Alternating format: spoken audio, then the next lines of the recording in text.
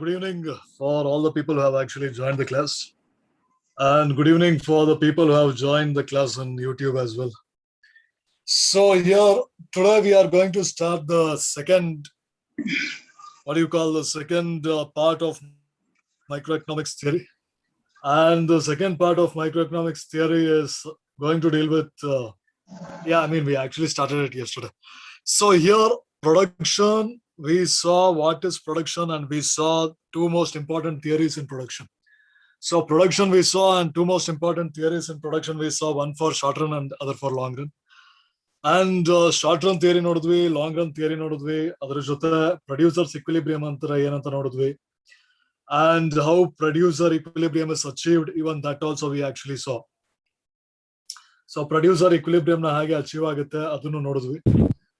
ಆಮೇಲೆ isoquant, isocost, and isoquant, depending upon the shape of isoquant curve, how we are going to interpret marginal rate of technical substitution.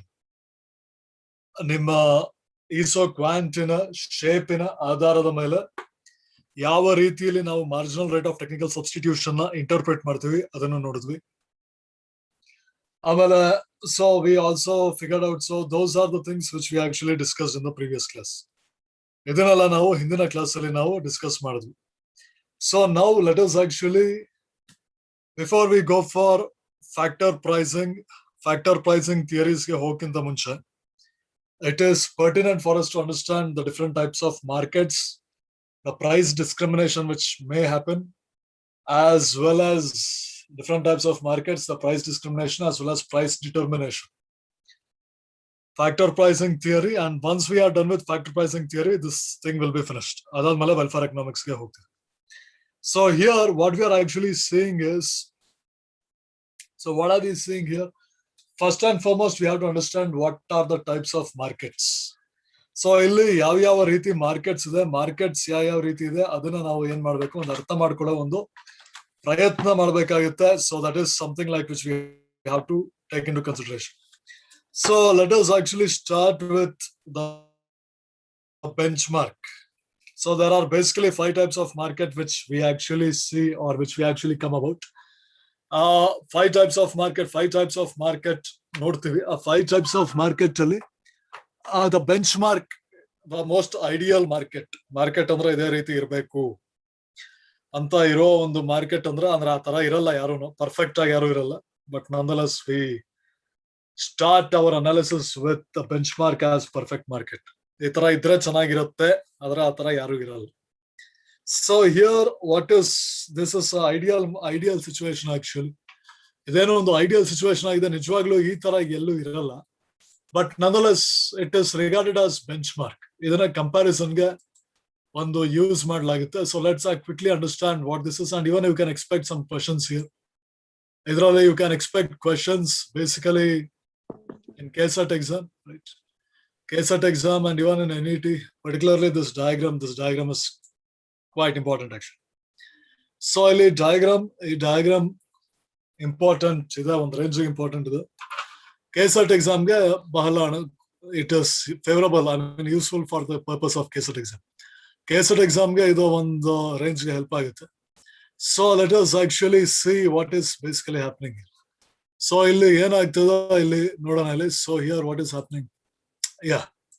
So here when we are actually speaking about perfect competition, ಇಲ್ಲಿ perfect competition ಅಂದ್ರೆ ಏನು? See, perfect competition is basically a market situation in which there are large number of buyers and sellers who are engaged in buying and selling, or actually engaged in buying and selling identical commodity which has no substitutes at a single price. Perfect competition is basically a market situation in which there are large number of buyers and sellers who are engaged in buying and selling identical products at a single price. So perfect competition ಅಂದ್ರೇನು, ಅಲ್ಲಿ ಜಾಸ್ತಿ ಜನ buyers ಮತ್ತೆ sellers ಇರ್ತಾರೆ. ಅವರು ಏನ್ ಮಾಡ್ತಾ ಇರ್ತಾರೆ, ಐಡೆಂಟಿಕಲ್ ಪ್ರಾಡಕ್ಟ್ ನ ವ್ಯಾಪಾರ ಮಾಡ್ತಾ ಇರ್ತಾರೆ ಒಂದು ನಿರ್ದಿಷ್ಟ ಬೆಲೆಯಲ್ಲಿ. So it will be at a single price ಅಲ್ಲಿ. So that is what is perfect competition. ಅದನ್ನ ಏನಂತ ಹೇಳ್ತೀವಿ, ಅದನ್ನ ಪರ್ಫೆಕ್ಟ್ ಕಾಂಪಿಟೇಷನ್ ಅಂತ ಹೇಳಲಾಗಿದೆ. So here, once we understand perfect competition, there are some important features also. Perfect competition ಅಲ್ಲಿ ಕೆಲವು important features ಇದೆ, ಅದನ್ನ ಇಲ್ಲಿ ಡಿಸ್ಕಸ್ ಮಾಡಲ್ಲ, because you can just read about it. ಅದನ್ನ ನೀವು ಓದಿದ್ರೆ ಸಾಕಾಗಿರುತ್ತೆ. ಅದನ್ನ ಇಲ್ಲಿ discuss, I don't think it is actually necessary. You just read about it. And on that basis also questions will be asked. ಅದರ ಬೇಸಿಸ್ ಮೇಲೂ questions ಕೇಳಲಾಗುತ್ತೆ, ಆದ್ರೆ ನಾವು discuss ಮಾಡ್ತಾ ಇಲ್ಲ. The reason is for optimization of time, and moreover it is a very easy concept. Optimization time ge ಮತ್ತೆ ಅದು ತುಂಬಾ easy concept ಆಗಿದೆ. So here I will just tell some of the things. So when we are actually speaking about the features of perfect competition features andre, so one is there is no transportation cost ಇರಲ್ಲ. ಆಮೇಲೆ government interference ಇರಲ್ಲ. Large number of buyers ಇರ್ತಾರೆ, large number of sellers ಇರ್ತಾರೆ. Normal profit ಇರುತ್ತೆ. Free entry, free exit ಇರುತ್ತೆ. ಯಾರ್ ಬೇಕಾದ್ರೂ ಒಳಗ್ ಬರ್ಬೋದು, ಯಾರ್ ಬೇಕಾದ್ರೂ ಆಚೆ ಹೋಗ್ಬೋದು. ಸೊ ಫ್ರೀ ಎಂಟ್ರಿ ಇರುತ್ತೆ, ಫ್ರೀ ಎಕ್ಸಿಟ್ ಇರುತ್ತೆ, right. So these are some of the what you call, and obviously there will be identical or homogeneous products. Identical ಅಥವಾ ಹೋಮೋಜಿನಿಯಸ್ ಪ್ರಾಡಕ್ಟ್ಸ್ ಇರುತ್ತೆ. ಆಮೇಲೆ the products will be sold at a single price. Products ನ single ಬೆಲೆಯಲ್ಲಿ ಮತ್ತೆ ಖರೀದಿ ಮಾಡಲಾಗುತ್ತೆ. So these are some of the features. There will be some 7 to 9 features will be there. 7 to 9 features ಇರುತ್ತೆ. So you just read it once. ನೀವು ಒಂದ್ಸಲ ಓದಿದ್ರೆ ನಿಮ್ಗೆ ಅರ್ಥ ಆಗುತ್ತೆ, ಏನ್ ದೊಡ್ಡ ಪ್ರಾಬ್ಲಮ್ ಏನಿಲ್ಲ ಇದು. So you just read it once. I am not going to discuss that in detail. ಅದನ್ನ ಒಂದ್ಸಲ ಸುಮ್ಮನೆ ಓದ್ಕೊಳ್ಳಿ, ಅದನ್ನೇನ್ ಡೀಟೇಲ್ ಆಗಿ ಡಿಸ್ಕಸ್ ಮಾಡೋ ಅವಶ್ಯಕತೆ ಇಲ್ಲ ಇದ್ರಲ್ಲಿ. So here okay, so those are basically the features. ಅದೇನೋ ಅದೆಲ್ಲ features. Now, and the other important thing which we have to understand here is this diagram. This diagram I have already discussed while I was discussing the cost concept. Cost concept discuss ಮಾಡುವಾಗ TR, MR, MC, this thing also I have discussed. So this equation will be price equals AR equals MR equals MC equals AC equals. So this will be the entire equation. ಆಗಿರುತ್ತೆ, ಇದೇ ಇರುತ್ತೆ. ಯಾಕೆ ಹೇಗಿರುತ್ತೆ? Because the selling price is actually equal to the cost of production. Selling price equals cost of production equals single price, which is actually happening, and all this is happening. ಇದು ಯಾಕೆ ಆಗ್ತಾ ಇದೆ? ಯಾಕೆ ಈ ರೀತಿ ಆಗ್ತದೆ ಅಂದ್ರೆ, because the people are buying and selling homogeneous goods. ಈ ಇಕ್ವೇಶನ್ ಯಾಕೆ ಬರುತ್ತೆ ಅಂದ್ರೆ, ಹೋಮೋಜಿನಿಯಸ್ ಗುಡ್ಸ್ ನ ಬೈ ಮತ್ತೆ ಸೆಲ್ ಮಾಡ್ತಾ ಇದ್ರೆ, ಅದರಿಂದ ಈ ಇಕ್ವೇಶನ್ ಬರುತ್ತೆ. So because of homogeneous goods which are bought and sold, this equation is actually being brought about, or this equation is actually coming. Equation ಬರ್ತದೆ, ಯಾಕೆ ಬರ್ತದೆ ಅಂದ್ರೆ ಹೋಮೋಜಿನಿಯಸ್ ಪ್ರಾಡಕ್ಟ್ಸ್ ನ ಬೈ ಮತ್ತೆ ಸೆಲ್ ಮಾಡ್ತಾ ಇದ್ರು. So I will just explain. So what is the deal and how this actually related to normal profit? And you must be having clarity of what normal profit is. So normal profit, ಇದು ಹಾಗೆ normal profit ಗೆ relate ಆಗಿದೆ. ಆಮೇಲೆ normal profit ಅಂದ್ರೆ ಏನು, super normal profit ಅಂದ್ರೆ ಏನು, minimum loss ಅಂದ್ರೆ ಏನು, ಮ್ಯಾಕ್ಸಿಮಮ್ ಲಾಸ್ ಅಂದ್ರೆ ಏನು, ಆಮೇಲೆ ಮಿನಿಮಮ್ ಲಾಸ್, ಮ್ಯಾಕ್ಸಿಮಮ್ ಲಾಸ್, ಆಮೇಲೆ ಶಟ್ ಡೌನ್ ಪಾಯಿಂಟ್ ಅಂದ್ರೆ ಏನು. So these are some of the concepts like you must be having some idea about. ಈ ಕಾನ್ಸೆಪ್ಟ್ಸ್ ಮೇಲೆಲ್ಲ ನಿಮಗೆ ಒಂದು ರೇಂಜ್ಗೆ ಐಡಿಯಾ ಇರಬೇಕು. So it will B beneficial for what do you actually call it will be beneficial for understanding the what it will be beneficial for solving the questions solve ಮಾಡೋಕೆ ಇದೆಲ್ಲ ಒಂದು ಸಹಾಯ ಹಸ್ತ ನೀಡುತ್ತೆ. So that is basically some of the things which we have to understand. So let us actually try to understand one by one. ಒಂದಾದ್ಮೇಲೆ ಒಂದು ಈಗ ಅರ್ಥ ಮಾಡ್ಕೊಳ್ಳೋಕೆ ಒಂದು let's actually try. So here let's erase all the ink, and once we erase all the ink, let us actually see. So once we actually go for the white screen. So here let us see perfect competition manner. Suppose there are A, B, C, D, E, n number of sellers are there. A, B, C, D, E, F, G ಅಂತ ಒಂದಷ್ಟು ಜನ sellers ಇದ್ದಾರೆ. There are many sellers. ಎಷ್ಟೊಂದು ಜನ sellers ಇದ್ದಾರೆ. So here what is basically happening is each one is actually selling identical product. ಪ್ರತಿಯೊಬ್ಬನು ಏನ್ ಮಾಡ್ತಾನೆ ಐಡೆಂಟಿಕಲ್ ಪ್ರಾಡಕ್ಟ್ ನೇ ಸೆಲ್ ಮಾಡ್ತಾನೆ. So if one is selling identical chalk piece ಅಥವಾ pen, so every one is selling only one type of pen. ಇವರು ಅದೇ ತರ pen, ಇವನ್ this fellow also same pen, this fellow also same pen, this fellow also same pen. Every one are selling identical pen. ಎಲ್ಲಾರು ಏನ್ sell ಮಾಡ್ತಿದ್ರೆ identical pen sell ಮಾಡ್ತಿದ್ರು. If every one is actually selling identical pen, what is the consequence of that? ಎಲ್ಲರೂ identical pen sell ಮಾಡ್ತಿದ್ರೆ ಅದರ consequence ಏನಾಗುತ್ತೆ? So here suppose I fix, so suppose my cost of production is 10 rupees. So cost of production ಮನೆ I am actually paying for land, I am paying for labour, I am paying for capital, I am paying for organiser, every one I am paying 2.5 rupees. ಎಲ್ಲರಿಗೂ ಎಷ್ಟು 2.5 2.5 2.5 ಕೊಡ್ತಾರೆ.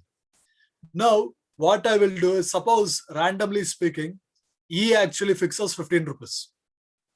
E ಏನು 15 ರೂಪಾಯಿ fix ಮಾಡ್ತಾರೆ ಅಂತ ಅನ್ಕೊಳ್ಳಿ. If E actually fixes 15 rupees, if E is actually fixing 15 rupees, see, for everyone, since they are producing identical product, for everyone the cost of production is identical. ಎಲ್ಲರಿಗೂ cost of production ಏನಿದೆ ಅದು identical ಇದೆ. Identical ಎಷ್ಟು 10 ರೂಪಾಯಿ ಇದೆ. So what the other person will do is, other person will sell for 14 rupees. So what the people would rather prefer C. Now, if B actually fixes 13 rupees, if B fixes 13 rupees, people will start going for B. Why? Because in perfect competition, there is absence of transportation. Absence of transportation cost is there. So a consumer can go for any shop. It will not incur him extra transportation cost. ಅದು ಅವನಿಗೆ extra transportation cost ಏನು ಅವನಿಗೆ ಆಗಲ್ಲ. ಅವನು ಯಾವುದೇ shop ಬೇಕಾದ್ರೂ ಅವನು ಹೋಗ್ಬೋದು. So if this is basically the case, what will happen is he will actually, so if this is happening, ಈಗ ಇಲ್ಲಿ this is what is happening here, ಇಲ್ಲಿ ಇದು ಆಗ್ತಾ ಇರೋದ್ರಿಂದ what will happen is, finally he will actually fix a price which is 11 rupees. ಸೊ ಎಲ್ಲ attract ಮಾಡಕ್ಕೆ, for attracting everyone. So what this is A actually do is A fixes the price. Okay. So here what is basically happening is, here let us see perfect competition. So here what is basically happening is, in this perfect competition, right? So in this perfect competition, what is basically happening is A fixed the price as 11. So A fixed the price as 11. Now what all the customers will go for A. Ella customers ಅಲ್ಲಿ ಹೋಗ್ತಿದ್ದಾರೆ, ಎಲ್ಲ customers ಗೆ A ಗೆ ಹೋಗ್ತಾರೆ. Now when all the customers are going for A, B will fix the price as 10. So now if C cannot go for 9, C 9 ಗೆ ಹೋಗಲ್ಲ, because if C goes for 9, it means that the selling price is less than cost of production and it will incur loss. What will happen? It will actually incur loss. So obviously when loss is happening, that is not something which is favorable. So no one will fix the price at 9. But people, if B fixes at 10, then even A will be forced to fix the price at 10. So here what will happen, since everyone is selling identical products, ಏನಾಗುತ್ತೆ ಅಂದ್ರೆ ಎಲ್ಲಾರು ಅದೇ ತರ product cell ಮಾಡ್ತಾ ಇರೋದ್ರಿಂದ, ಎಲ್ಲರಿಗೂ ಅದೇ cost of production ಬೀಳ್ತಾ ಇರೋದ್ರಿಂದ ಏನ್ ಮಾಡ್ತಾರೆ, ಎಲ್ಲಾರು 10 ರೂಪಾಯಿ ಇಡ್ಬೇಕಾಗತ್ತೆ. ಯಾರು 11 ರೂಪಾಯಿ ಇಟ್ರೆ ಅವ್ರ ಅಂಗಡಿಗೆ ಯಾರು ಹೋಗಲ್ಲ. ಇನ್ಯಾರು 9 ರೂಪಾಯಿ ಇಟ್ರೆ if someone is actually fixing as 9 rupees, what is going to happen is people are not going to, people will come, but the thing is, those people will suffer loss and they cannot sustain in the market. ಅವ್ರಿಗೆ ನಷ್ಟ ಆಗಿ ಅವರು market ಅಲ್ಲಿ sustain ಆಗಕ್ಕಾಗಲ್ಲ. That is actually the problem which we actually see here. ಅದೇನು problem ನಾವಿಲ್ಲಿ face ಮಾಡಲಾಗುತ್ತೆ. ಸೊ because of homogeneous products, there will be single price.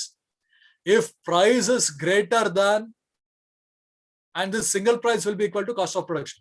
If price is greater than cost of production, customers are not going there. Customers won't come. And the other thing is, if price is less than cost of production, it is problem for the producer. It is a problem for the producer because the producer will incur loss.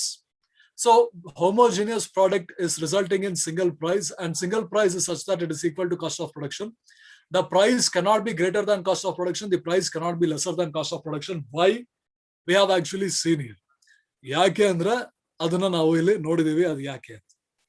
So that is basically the thing which is happening here. ಅದು ಏನಾಗ್ತದೆ, ಅದು ಇಲ್ಲಿ ಆಗ್ತಾ ಇರೋ ಒಂದು ಸಂಗತಿ ಆಗಿದೆ. So that is the thing which is basically happening here, and that is what I wanted to explain. So that is one thing which we have to understand. ಅದನ್ನ ನಾವು ಅರ್ಥ ಮಾಡ್ಕೊಳ್ಬೇಕಾಗುತ್ತೆ. So that is the thing. And the second thing, and based on what I just told now, ಈಗ ನಾವು ಏನ್ ಹೇಳಿದ್ವಿ ಅಲ್ಲಿ, based on that we can expect questions, like logical questions can be asked based on that. So you should be knowing why there is single price. Single price will be equal to what? Single price will be equal to cost of production. And why all this is happening? Because of homogeneous products which are bought and sold in the market. ಇದೆಲ್ಲ ಯಾಕೆ ಆಗ್ತದೆ? Identical product buy ಮತ್ತೆ sell ಆಗ್ತದೆ markets ಅಲ್ಲಿ, ಅದರಿಂದ ಇದು ಏನೋ ಈ ರೀತಿ ಆಗ್ತದೆ. So here Jyoti Hiremath is telling diagram is not clearly visible. I am not explaining with the help of diagram actually. It's basically happening here. Jyoti ಅವರ ನಾವು diagram ಅಲ್ಲಿ explain ಮಾಡ್ತಲ್ಲ. It is I am explaining with the help of logic. That's it. I'm just explaining with the help of logic. I'm not using any diagram per se. Diagram ಏನು use ಮಾಡ್ತಲ್ಲ. I hope you understood why there is homogeneous product in why there is single price prevalent in perfect competition. So single price ಯಾಕೆ ಇದೆ homogeneous products ಗೆ. Price ನ ಆ single price ಏನಕ್ಕೆ equal ಆಗಿರುತ್ತೆ? Single price cost of production ಗೆ equal ಆಗಿರುತ್ತೆ. That is the selling price. If selling price is greater than cost of production, no one will buy from the people because other person will be selling at normal profit. So if cost of production is, selling price is actually less than cost of production, firm will incur loss. So everyone will be selling at cost of production only. ಎಲ್ಲಾರು ಎಲ್ಲಿ ಮಾಡ್ತಾ ಇರ್ತಾರೆ? ಎಲ್ಲಾನು cost of production ಅಲ್ಲೇ cell ಮಾಡ್ತಾ ಇರ್ತಾರೆ. Everyone will actually be selling at cost of production. So that is ಎಲ್ಲಾರು cost of production ಅಲ್ಲೇ ಸೆಲ್ ಮಾಡ್ತಾ ಇರ್ತಾರೆ, and this is actually called as normal profit. When selling price equals cost of production, it is actually called as normal profit. ಇದನ್ನ ನಾವೇನಂತ ಕರಿತೀವಿ? ಇದನ್ನ normal profit ಅಂತ ಕರಿತೀವಿ. So why we actually call this normal profit? So normal profit is basically a situation where selling price minus cost of production equals 0. ಯಾವಾಗ selling price ಮತ್ತೆ cost of production 0 ಆಗುತ್ತೆ, that is basically which is actually regarded as this thing. ಅದನ್ನ ಏನಂತ ನಾವು consider ಮಾಡ್ತೀವಿ? ಅದನ್ನ we will actually consider that as what? We will consider that as normal profit. ಈಗ normal profit ಆಗಿ ನಾವು ಕನ್ಸಿಡರ್ ಮಾಡ್ತೀವಿ. So that is basically the thing which we have to take into consideration. ಅದನ್ನ ನಾವು ಅರ್ಥ ಮಾಡ್ಕೊಳ್ಬೇಕಾಗಿತ್ತು. ಅಂದ್ರೆ ಈಗ ಇಲ್ಲಿ ನೋಡಿ, ಇಲ್ಲಿ why we call it normal profit ಮನೆ, cost of production was 10 rupees. Cost of production ಏನಿತ್ತು 10 ರೂಪಾಯಿ ಇತ್ತು. 10 ರೂಪಾಯಿ ಕಾಸ್ಟ್ ಆಫ್ ಪ್ರೊಡಕ್ಷನ್ ಹೇಗೆ ಬರ್ತದೆ? You will be having land, you will be having labor, you will be having capital, you will be having organizing. Land will get rent. Land ಗೆ ಏನ್ ಸಿಕ್ಕತ್ತೆ? Rent ಸಿಕ್ಕತ್ತೆ. ಸೊ ರೆಂಟ್ ಎಷ್ಟು ಸಿಕ್ಕತ್ತೆ? Rent will be 2.5. Labor ಗೆ wages will be equal to 2.5. Capital ಗೆ interest will be equal to 2.5. Organizer ಗೆ profit will be equal to 2.5. So profit is there. Even when selling price equals cost of production, there is some profit, and this profit is what we call as normal profit. ಯಾವಾಗ selling price cost of ಪ್ರೊಡಕ್ಷನ್ಗೆ equal ಆಗಿರುತ್ತೆ, ಯಾವಾಗ selling price cost of ಪ್ರೊಡಕ್ಷನ್ಗೆ equal ಆಗಿರುತ್ತೆ, ಆವಾಗ ಏನಾಗುತ್ತೆ ಅಂದ್ರೆ selling price cost of production ಗೆ equal ಆಗಿದ್ದಾಗ, when selling price is actually equal to cost of production, even at that point of time ಆವಾಗ್ಲೂನು this producer can expect some profit. Producer ಗೆ ಏನೋ ಒಂದ್ ಸ್ವಲ್ಪ ಪ್ರಾಫಿಟ್ ನ ಪ್ರೊಡ್ಯೂಸರ್ ಎಕ್ಸ್ಪೆಕ್ಟ್ ಮಾಡಬಹುದು. So ಆದ್ದರಿಂದ ಅದನ್ನ ನಾವು ನಾರ್ಮಲ್ ಪ್ರಾಫಿಟ್ ಅಂತ ಕರಿತೀವಿ. And that is the reason why that is actually called as normal profit. And again, normal profit is prevalent. Normal profit yakide because of existence of homogeneous products. ಯಾಕೆ ಅಂದ್ರೆ ಒಂದು homogeneous products ಇರುತ್ತೆ. ಆಮೇಲೆ ಇನ್ನೊಂದು ಏನು problem ಆಗುತ್ತೆ ಅಂದ್ರೆ ಇಲ್ಲಿ ಸೆಲ್ಲಿಂಗ್ ಪ್ರೈಸ್ ನ ಕಾಸ್ಟ್ ಆಫ್ ಪ್ರೊಡಕ್ಷನ್ ಗಿಂತ ಜಾಸ್ತಿ ಇಟ್ರೆ ಯಾರು ಖರೀದಿ ಮಾಡಲ್ಲ. ಸೆಲ್ಲಿಂಗ್ ಪ್ರೈಸ್ ನ ಕಾಸ್ಟ್ ಆಫ್ ಪ್ರೊಡಕ್ಷನ್ ಗಿಂತ ಕಮ್ಮಿ ಇಟ್ರೆ ಇದಕ್ಕೆ ನಷ್ಟ ಆಗುತ್ತೆ. Dhananjay is telling something. Normal profit occur when average revenue equals average total cost. Average revenue equals average total cost. What is this? See, what is this? Average revenue equals average total cost. AR equals AC. See, when we are actually speaking about Dhananjay in YouTube. Now look here. I'll just tell here. See, in perfect competition, normal profit happens when price equals AR equals AC equals MR equals MC. When price equals AR equals AC equals MR equals MC, which equals TC, which equals TR. Everything will be equal in the perfect competition. Perfect competition alli ella equal ಆಗಿರುತ್ತೆ. ನೀವು AR equals AC ಅಂತಾರು ಬರ್ಕೊಳ್ಳಿ, MR equals MC ಅಂತಾರು ಬರ್ಕೊಳ್ಳಿ, TR equals TC ಅಂತಾರು ಬರ್ಕೊಳ್ಳಿ. Anything in perfect competition, everything are equal. Perfect competition ಎಲ್ಲ equal ಆಗಿದೆ. But normal profit is happening. Normal profit. See, what is the formula of profit? Formula of profit is selling price minus cost of production, right? That is the formula of profit, right? For profit, you are not going to do AR and AC. Formula AR minus AC alla. Profit formula for profit is selling price minus cost of production. Profit in a formula, selling price minus cost of production. So selling price minus cost of production is equal. Selling price equals cost of production is equal in perfect competition. That is why we have normal profit. Yes, AR equals AC. AC anta baribodu athwa ATC anta baribodu barkoli. So AR equals AC, yes, but we have to understand what is the formula for profit. Profit formula is selling price minus cost of production, and total profit equals total revenue minus total cost. So total revenue equals price into quantity, that will be selling price into quantity minus cost of production into quantity.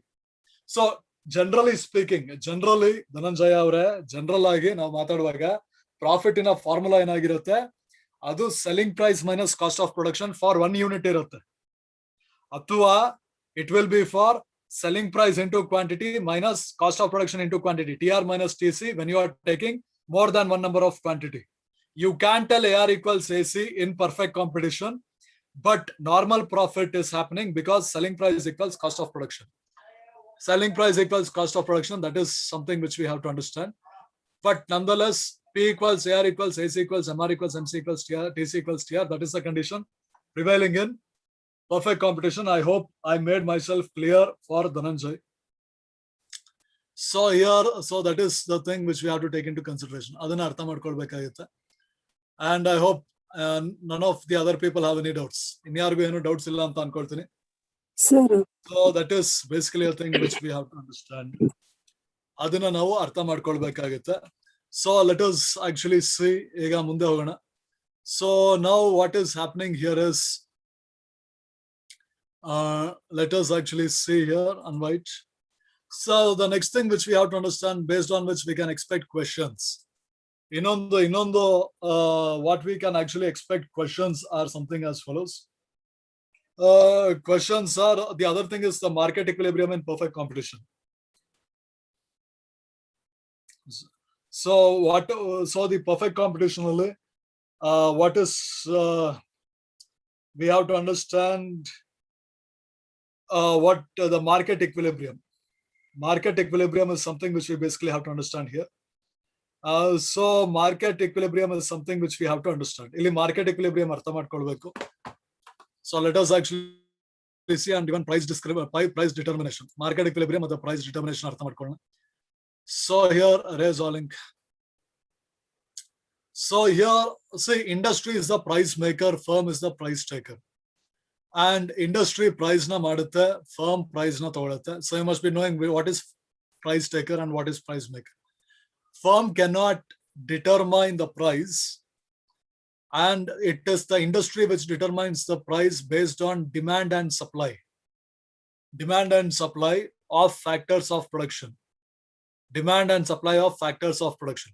So, sorry, demand and supply of factors of production will determine cost of production. So the thing is, no. We are speaking about perfect competition commodity market. So commodity market, it depends upon the demand and supply of goods. So demand and supply of goods, quantity demanded and quantity supplied of goods will determine the price, the equilibrium price, and this equilibrium price will be taken as the selling price by the firm. Idana firm selling price altere, and this selling price will be equal to cost of production, which will be equal to total cost, which will be equal to TC, which will be equal to TR. Sorry, TR equal. It will not be equal to TR, or TC will be equal to TR. Selling price equals cost of production. Selling price equals cost of production equals AR equals MR equals AC equals MC. Just understand this here. Price equals AC equals MC equals selling price equals cost of production equals AR equals MR. This is the equation. And total cost and total revenue. Those things will be upward sloping. TC equals TR will be upward sloping. TC TR will be upward sloping. The remaining will be equal. P equals AC equals MC equals selling price. Selling price is nothing but P only. Cost of production equals AR equals MR. So be very careful. P equals AC equals MC equals CP equals AR equals MR. This is one equation. In perfect competition only, price will be equal to average cost will be equal to marginal cost equals to cost of production equal to AR equals to MR. But in perfect competition, TC will be equal to TR and TC will be equal to TR, which will not be equal to this. Adu idukke equal agiralla. TC and TR will be increasing as the output keeps on increasing. Output ಜಾಸ್ತಿ ಆಗ್ತಾ total cost, total revenue ಏನಾಗ್ತಾ ಇರುತ್ತೆ ಅದು ಜಾಸ್ತಿ ಆಗ್ತಾ ಇರುತ್ತೆ. So be very careful. TC equals TR, yes. Price equals AC equals MC equals CP equals AR equals MR. E equation bere, I equation bere. This is equation 1 and that is equation 2. Equation 1, all the variables are equal. Equation 2, all the variables are equal. Equation 1 is not equal to equation 2. Equation 1 equation 2 ge equal agalla. So this is something like which we basically have to understand. Idana ನಾವು ಅರ್ಥ ಮಾಡ್ಕೊಳ್ಬೇಕಾಗುತ್ತೆ. So this is something which we have to understand and I hope everyone understood this. ಇದು ಎಲ್ಲರಿಗೂ ಅರ್ಥ ಆಯ್ತು ಅಂತ ಅನ್ಕೊಳ್ತೀನಿ. So when question comes, you have to be careful. So this is something and we will erase all this stuff. So that is what this diagram is. And there is one more diagram which we have to understand. ಆ diagram ಅದಾಗಿದೆ. ಈಗ ಇನ್ನೊಂದು diagram ನ ಅರ್ಥ ಮಾಡ್ಕೊಳ್ಳಕ್ಕೆ ಒಂದು ಪ್ರಯತ್ನ ಮಾಡೋಣ. So the other diagram which we basically have to understand is the equilibrium price in perfect competition. Perfect competition ಅಲ್ಲಿ equilibrium price ನ ಹೇಗೆ ನಿರ್ಧಾರ ಮಾಡಲಾಗುತ್ತೆ. Equilibrium price is actually determined by the market forces of demand and supply.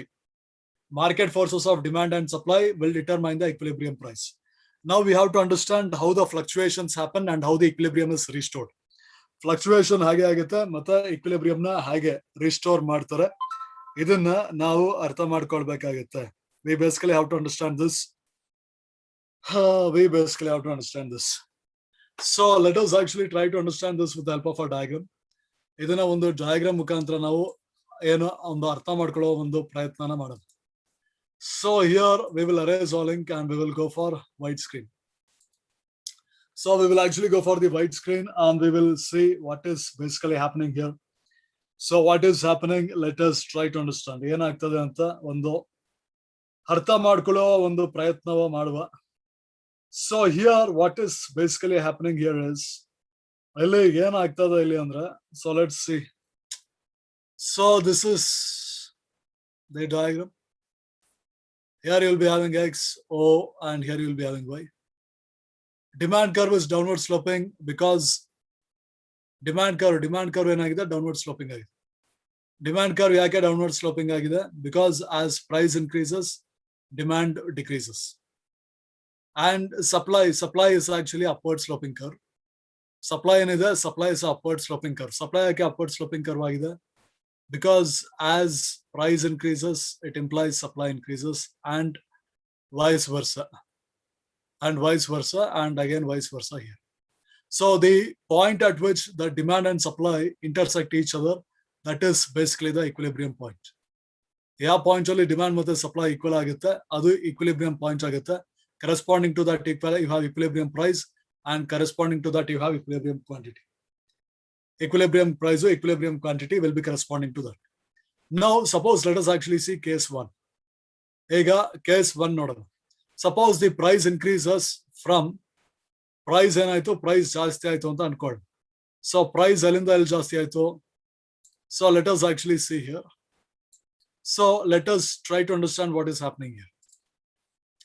So this is your equilibrium price and this is your equilibrium quantity. Now suppose the price actually increased from here to here. ಎಲ್ಲಿಂದ ಇಲ್ಲಿ ಬೆಲೆ ಜಾಸ್ತಿ ಆಯ್ತು ಅಂತ ಅನ್ಕೊಳ್ಳೋಣ, OPE ಇಂದ OP1. So when the price increases, price is increasing.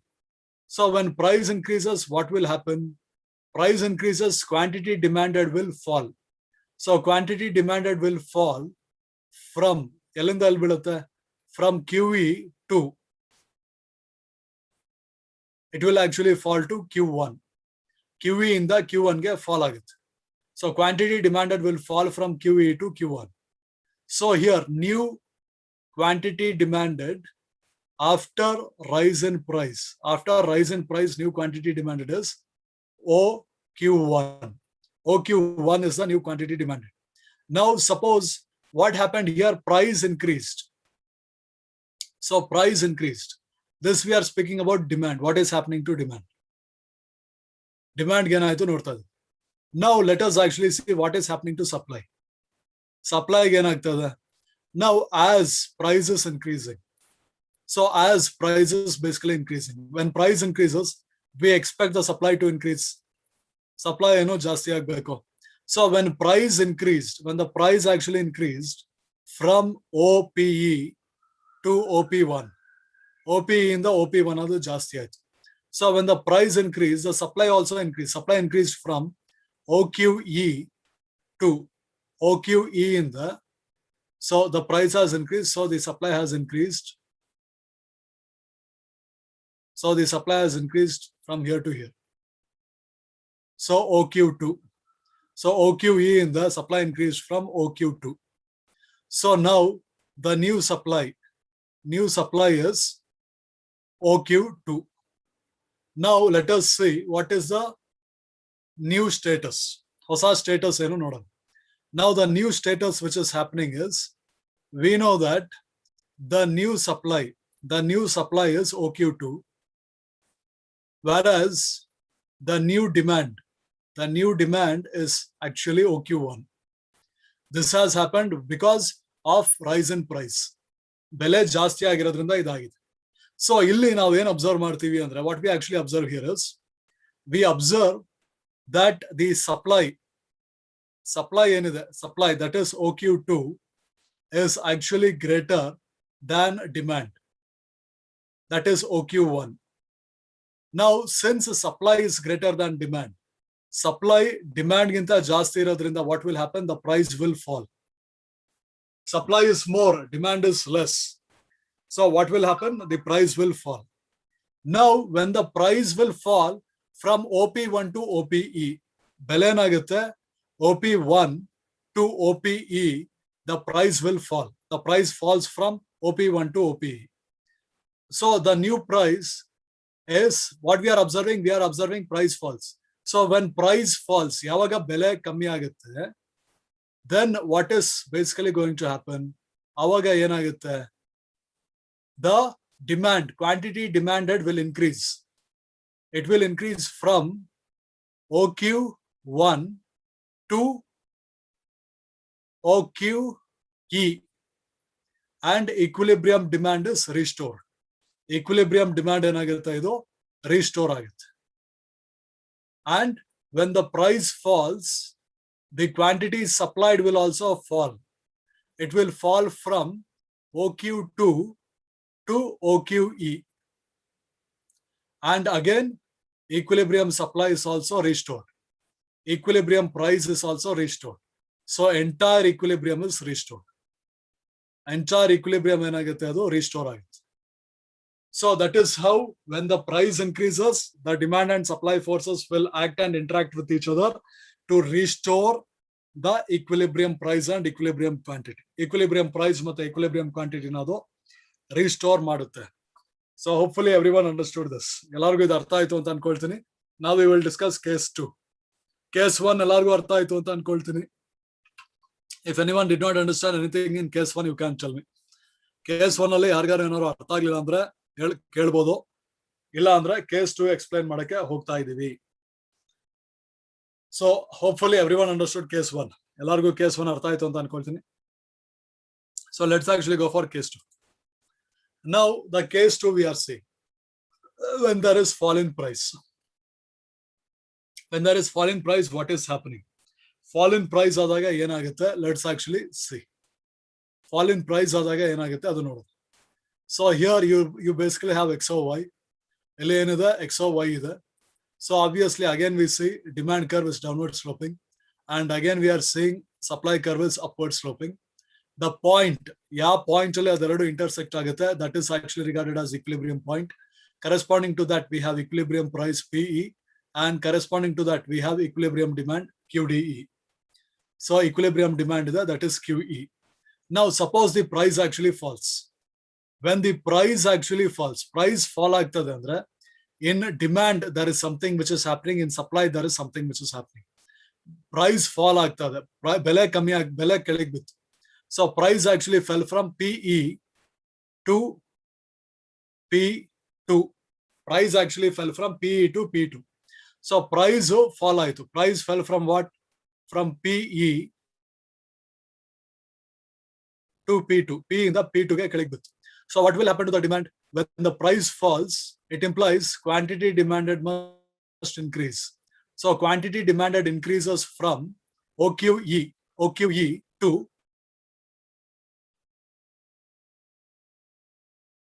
OQ2. Quantity demanded ಏನಾಯ್ತು? ಅದು ಜಾಸ್ತಿ ಆಯ್ತು OQE ಇಂದ OQ2 ಗೆ.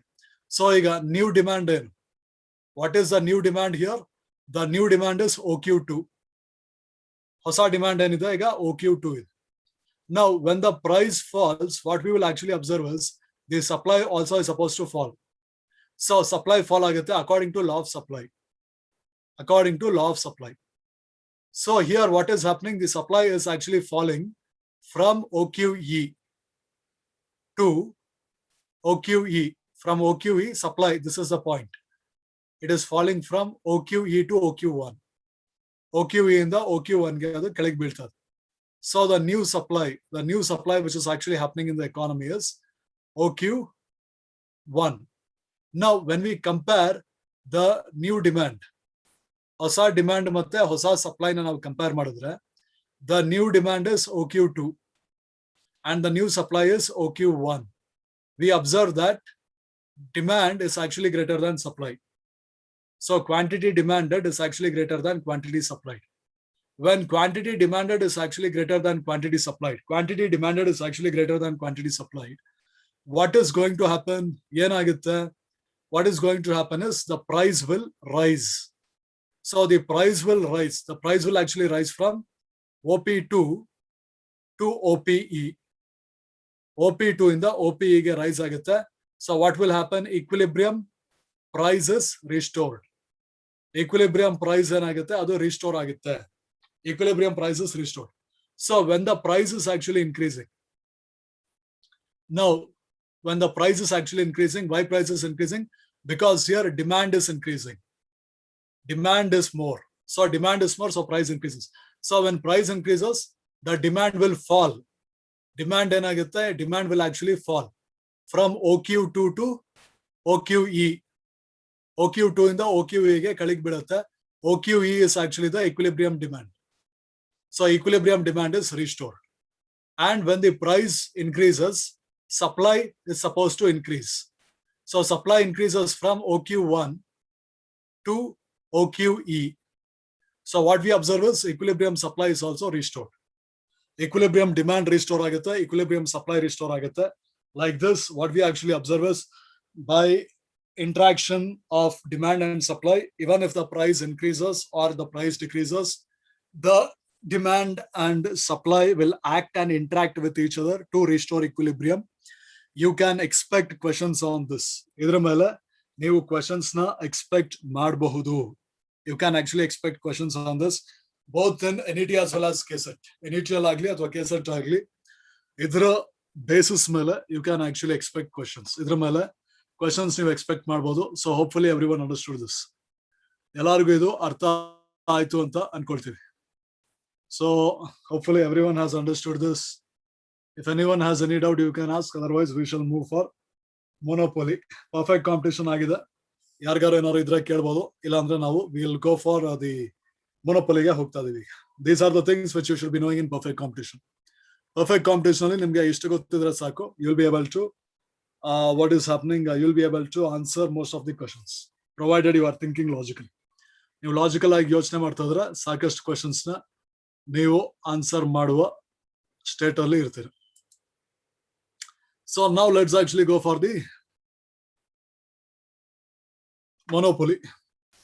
So let's actually go for the monopoly and let us understand in monopoly what are the things you have to understand. Monopoly li ಏನೇನು ಅರ್ಥ ಮಾಡ್ಕೊಳ್ಬೇಕು. So when we are actually speaking about monopoly, in monopoly what we basically have to understand is, see here, I'll just be back in 1 minute 30 seconds. I have some work. I'll just be back. Class resumes in. So class resumes in 1 minute 30 seconds. Yeah, Sachin, just mute me, man. Sachin, just mute me. Sir.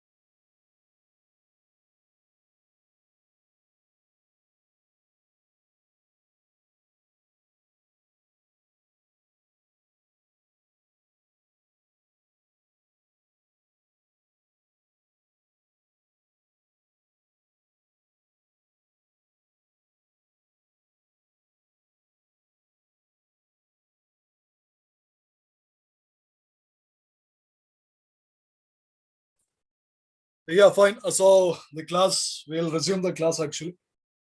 So here, yeah, I don't know where I kept. Yeah. So here we will actually resume the class. Class resume madana.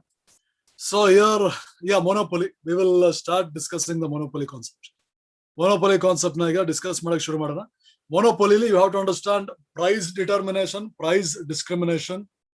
Price determination and price discrimination are the things you have to understand. ಇಲ್ಲಿ price determination ಮತ್ತೆ price discrimination and what is monopoly. So the things you have to understand here.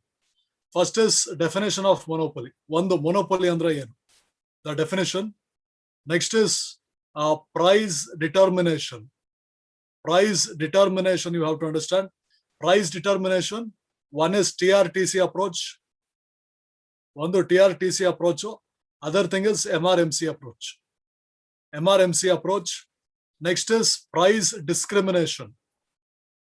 You have to understand what is price discrimination. Price discrimination first degree, price discrimination second degree, and price discrimination third degree. So these are the things. If you are understanding this much, majority of the questions you will be able to solve. Ishtuna ನೀವು understand ಮಾಡ್ಕೊಂಡ್ರೆ majority ಏನು questions ಇದೆ ಅದನ್ನ ನೀವು solve ಮಾಡುವ ಒಂದು range ಅಲ್ಲಿ ನೀವು ಇರ್ತೀರಾ. You'll be able to solve majority questions. So let us actually start one by one. Let us first go with the definition. So definition is very important. We have to by heart the definition. Definition ತುಂಬಾನೇ important ಆಗಿದೆ. Definition ನಾವು by heart ಮಾಡಬೇಕಾಗುತ್ತೆ. So what is definition? Monopoly. Monopoly is basically a market situation in which there is only a single seller who is engaged in selling a commodity for which there are no close substitutes. So see, these are the important points. Okay. So erase all link and let us actually see pointer options screen. So here white screen. So here what is happening here when we are actually speaking about the definition. Illi definition ಬಗ್ಗೆ ನಾವು ಮಾತಾಡ್ತಾ ಇದೀವಿ ಅಂದ್ರೆ monopoly is basically a market situation. Monopoly is a market. Monopoly ಏನು it's a market. And how many seller you have? You have only single seller. ಎಷ್ಟು seller ಇದ್ದಾರೆ? ಬರೀ single seller ಇದೆ. And single seller is engaged in buying and selling a commodity. Sorry, selling a commodity. Buying and selling. He is actually selling a commodity. He is selling a commodity for which there are no close substitutes. For which there are no close substitutes. So it is a single seller is there.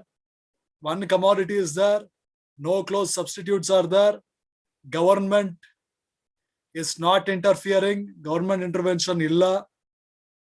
And the other thing is there is existence of supernormal profit. Supernormal profit ide. And this is actually imperfect competition. Imperfect competition ido. There are entry barriers. Entry barriers ide. If you want, you cannot just go inside and establish in a monopoly market. Monopoly market ಅಲ್ಲಿ ನೀವು ಹೋಗಿ ನಿಮ್ಮ ಕಂಪನಿನ ನೀವು establish ಮಾಡಕ್ಕೆ ಆಗಲ್ಲ. ಹೇಗೋ ಒಂದು ಬ್ಯಾರಿಯರ್ ಮಾಡಿರ್ತಾನೆ. ಅದು ಸರ್ಕಾರ ಮಾಡಿ government can also be ಮೊನೋಪೊಲಿ. Government barrier ಆಗಿರ್ಬೋದು, ಇಲ್ಲ ಅವಂದೇ ಅಡ್ವಾನ್ಸ್ ಟೆಕ್ನಾಲಜಿಯಿಂದ ಬ್ಯಾರಿಯರ್ ಆಗಿರ್ಬೋದು. So there will be some entry barrier because of which you will not be able to enter the market. And the next feature of monopoly, ಇನ್ನೊಂದು feature ಏನಂದ್ರೆ monopoly ಇದು, the seller can control or fix. This is an important feature, so I will discuss this feature separately. ಇದು important feature ಆಗಿದೆ, so ಈ feature ನ ನಾವು separate ಆಗಿ discuss ಮಾಡ್ತೀವಿ. So here understand this. This is an important feature.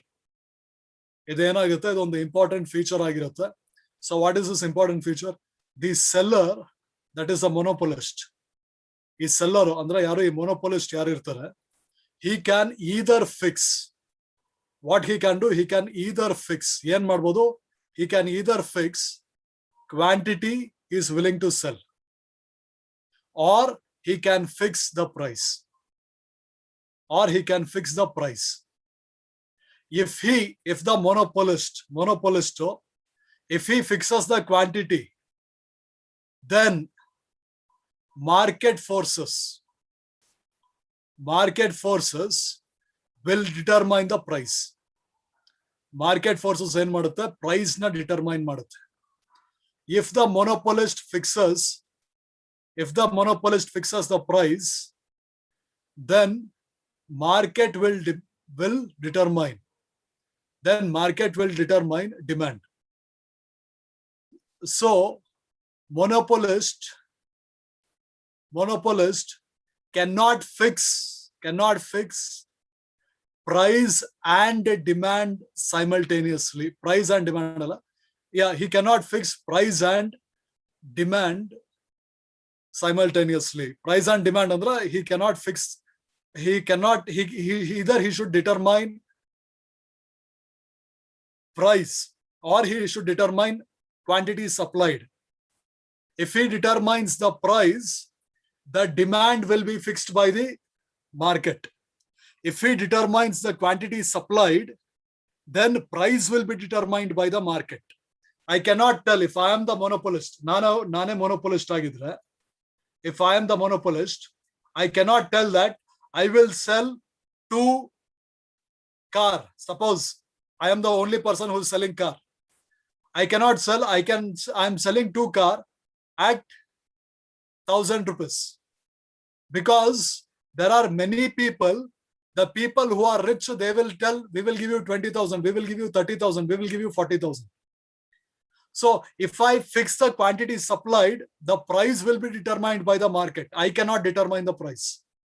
Or if I fix the price of say 10,000 rupees, then who can afford? Market ಅಲ್ಲಿ ಯಾರದನ್ನ ಖರೀದಿ ಮಾಡಕ್ಕಾಗುತ್ತೆ, those people will come and buy. If no one has 10,000 rupees, no one will buy. So I cannot expect this many people will only come and buy, because I don't know how many people are there in the market and what is their condition. So ಎಷ್ಟು ಜನ ಬರ್ತಾರೆ, ಎಷ್ಟು ಜನ ಕೊಂಡ್ಕೊಳ್ತಾರೆ ನಾನು ಹೇಳಕ್ಕಾಗಲ್ಲ. So this is a very important point. The monopolist can fix either price or the quantity supplied. If he fixes quantity supplied, price will be determined by the market. If he fixes the price, demand will be determined by the market. And based on this, you can expect questions. So be careful with regarding that. Idra basis mele questions you expect ಮಾಡಬಹುದು. So be careful. Okay. So that is the thing. Amala factors. Obviously, there are some 8 to 9 factors there. I just wrote the 8 to 9 factors now itself. 8 to 9 factors. ಈಗ ತಾನೆ ನಾವು ಬರದ್ವಿ. That is basically the thing. ಅದೇನು ಅಷ್ಟ ಅರ್ಥ ಮಾಡ್ಕೊಳ್ಳೋದು ಏನು ಇಲ್ಲ ಅಲ್ಲಿ. ಒಂದ್ಸಲ ಓದ್ಕೊಳ್ಳಿ. ಒಂದ್ಸಲ ಓದ್ಕೊಂಡ್ರೆ ಅರ್ಥ ಆಗುತ್ತೆ. It is not something which is very, very. Okay, there is some chat. Something is there. Give some examples. So give some examples. Yeah, I'll give some examples. So here, what is happening is, look here. The best example is, I mean not now, but around 8 years back. 8 years back. ಒಂದು 8 ವರ್ಷದ ಹಿಂದೆ Indian Railway was a monopoly. Some 8 years back, Indian Railway was monopoly. Even private sector is also coming in. So Indian Railway was basically a monopoly. Now, if Indian Railway is basically the monopoly, they can, one is, if they want all the 10,000 tickets to be sold, if they want all 10,000 tickets to be sold, what they have to do, they have to come. This is the Indian Railway, okay? This is the Indian Railway. They want to sell 10,000 ticket. If they have to sell 10,000 ticket, they cannot fix the price. Each ticket, ಪ್ರತಿ ಒಂದು ticket ₹2 ಇರುತ್ತೆ, ₹3 ಇರುತ್ತೆ, ₹4 ಇರುತ್ತೆ ಅಂತ ಅವರು fix ಮಾಡಕ್ಕಾಗಲ್ಲ. They have to, 10,000 is the ticket. Then they will have to determine among the group of people. ಈ ಜನರ ಮಧ್ಯ, these many people are there. What is the person the least he can afford? ಇದರಲ್ಲಿ ಅತ್ಯಂತ poor person ಎಷ್ಟು ಖರ್ಚು ಮಾಡಕ್ಕೆ ready ಆಗಿದ್ದಾನೆ? ಅತ್ಯಂತ ಪುವರ್ ಪರ್ಸನ್ ₹1 ಖರ್ಚು ಮಾಡಕ್ಕೆ ರೆಡಿ ಆಗಿದ್ರೆ, the poorest of poor, if the poorest of poor is ready to spend only ₹1, then the railway has to fix the ticket as ₹1. They cannot tell, I am going to sell 10,000 rupees, 10,000 tickets, and also I am going to sell 10,000 tickets at ₹2 when there are 10,000 people. 10,000 ಜನ ಇದ್ದಾಗ, 10,000 ಜನ ಇದ್ದಾರೆ. 10,000 ಜನ ಇದ್ದಾಗ ನಾನು 10,000 ticket ನಾನು ₹2 ಮಾರ್ತೀನಿ, ₹3 ಮಾರ್ತೀನಿ, ₹4 ಮಾರ್ತೀನಿ ಅಂತ ಒಂದು ಐಡಿಯಾ ಇಟ್ಕೊಂಡು ಬರಕ್ಕಾಗಲ್ಲ ಅವ್ರು. If I want to sell 10,000 tickets for 10,000 people, I can sell, but I cannot determine the price. Price will be determined by the affordability of the person who has the lowest income. And what is that? That is effectively the market demand. My income is nothing but my demand. Understanding what I'm saying? Nana income it is nothing but my demand. So my demand is determining. The poorest of poor person's demand is determining the price which the railway people have to fix if they want to sell 10,000 tickets. So that is one thing. And if the railway people come here, railway people are coming here and they want to sell the tickets at 2 rupees. They cannot expect all 10,000 people to buy it. ಎಲ್ಲ 10,000 ಬಂದು ಈ ticket ನ ಖರೀದಿ ಮಾಡ್ತಾರೆ ಅದು guarantee ಇಲ್ಲ. ಯಾಕೆ guarantee ಇಲ್ಲ? If a person's income is only 1 rupee, how can he come and buy the ticket? So if the railways, Indian Railways fixing 2 rupees ticket, he cannot expect all the 10,000 tickets to be sold. 10,000 tickets sold ಆಗುತ್ತೆ ಅಥವಾ cell ಆಗುತ್ತೆ ಅಂತ ಇವರು expect ಮಾಡಕ್ಕೆ ಆಗಲ್ಲ. So if I'm fixing 2 rupees per ticket, I cannot expect all the people to buy because all the people may not have 2 rupees. If I want to sell 10,000 tickets for 10,000 people, then the poorest of the poor person's income, based on that, I have to fix my price. So I am fixing the price based on, ನಾನು ಬೆಲೆನ ಯಾದ್ರ ಮೇಲೆ ನಾನು fix ಮಾಡ್ತಾ ಇದೀನಿ, I am fixing the price based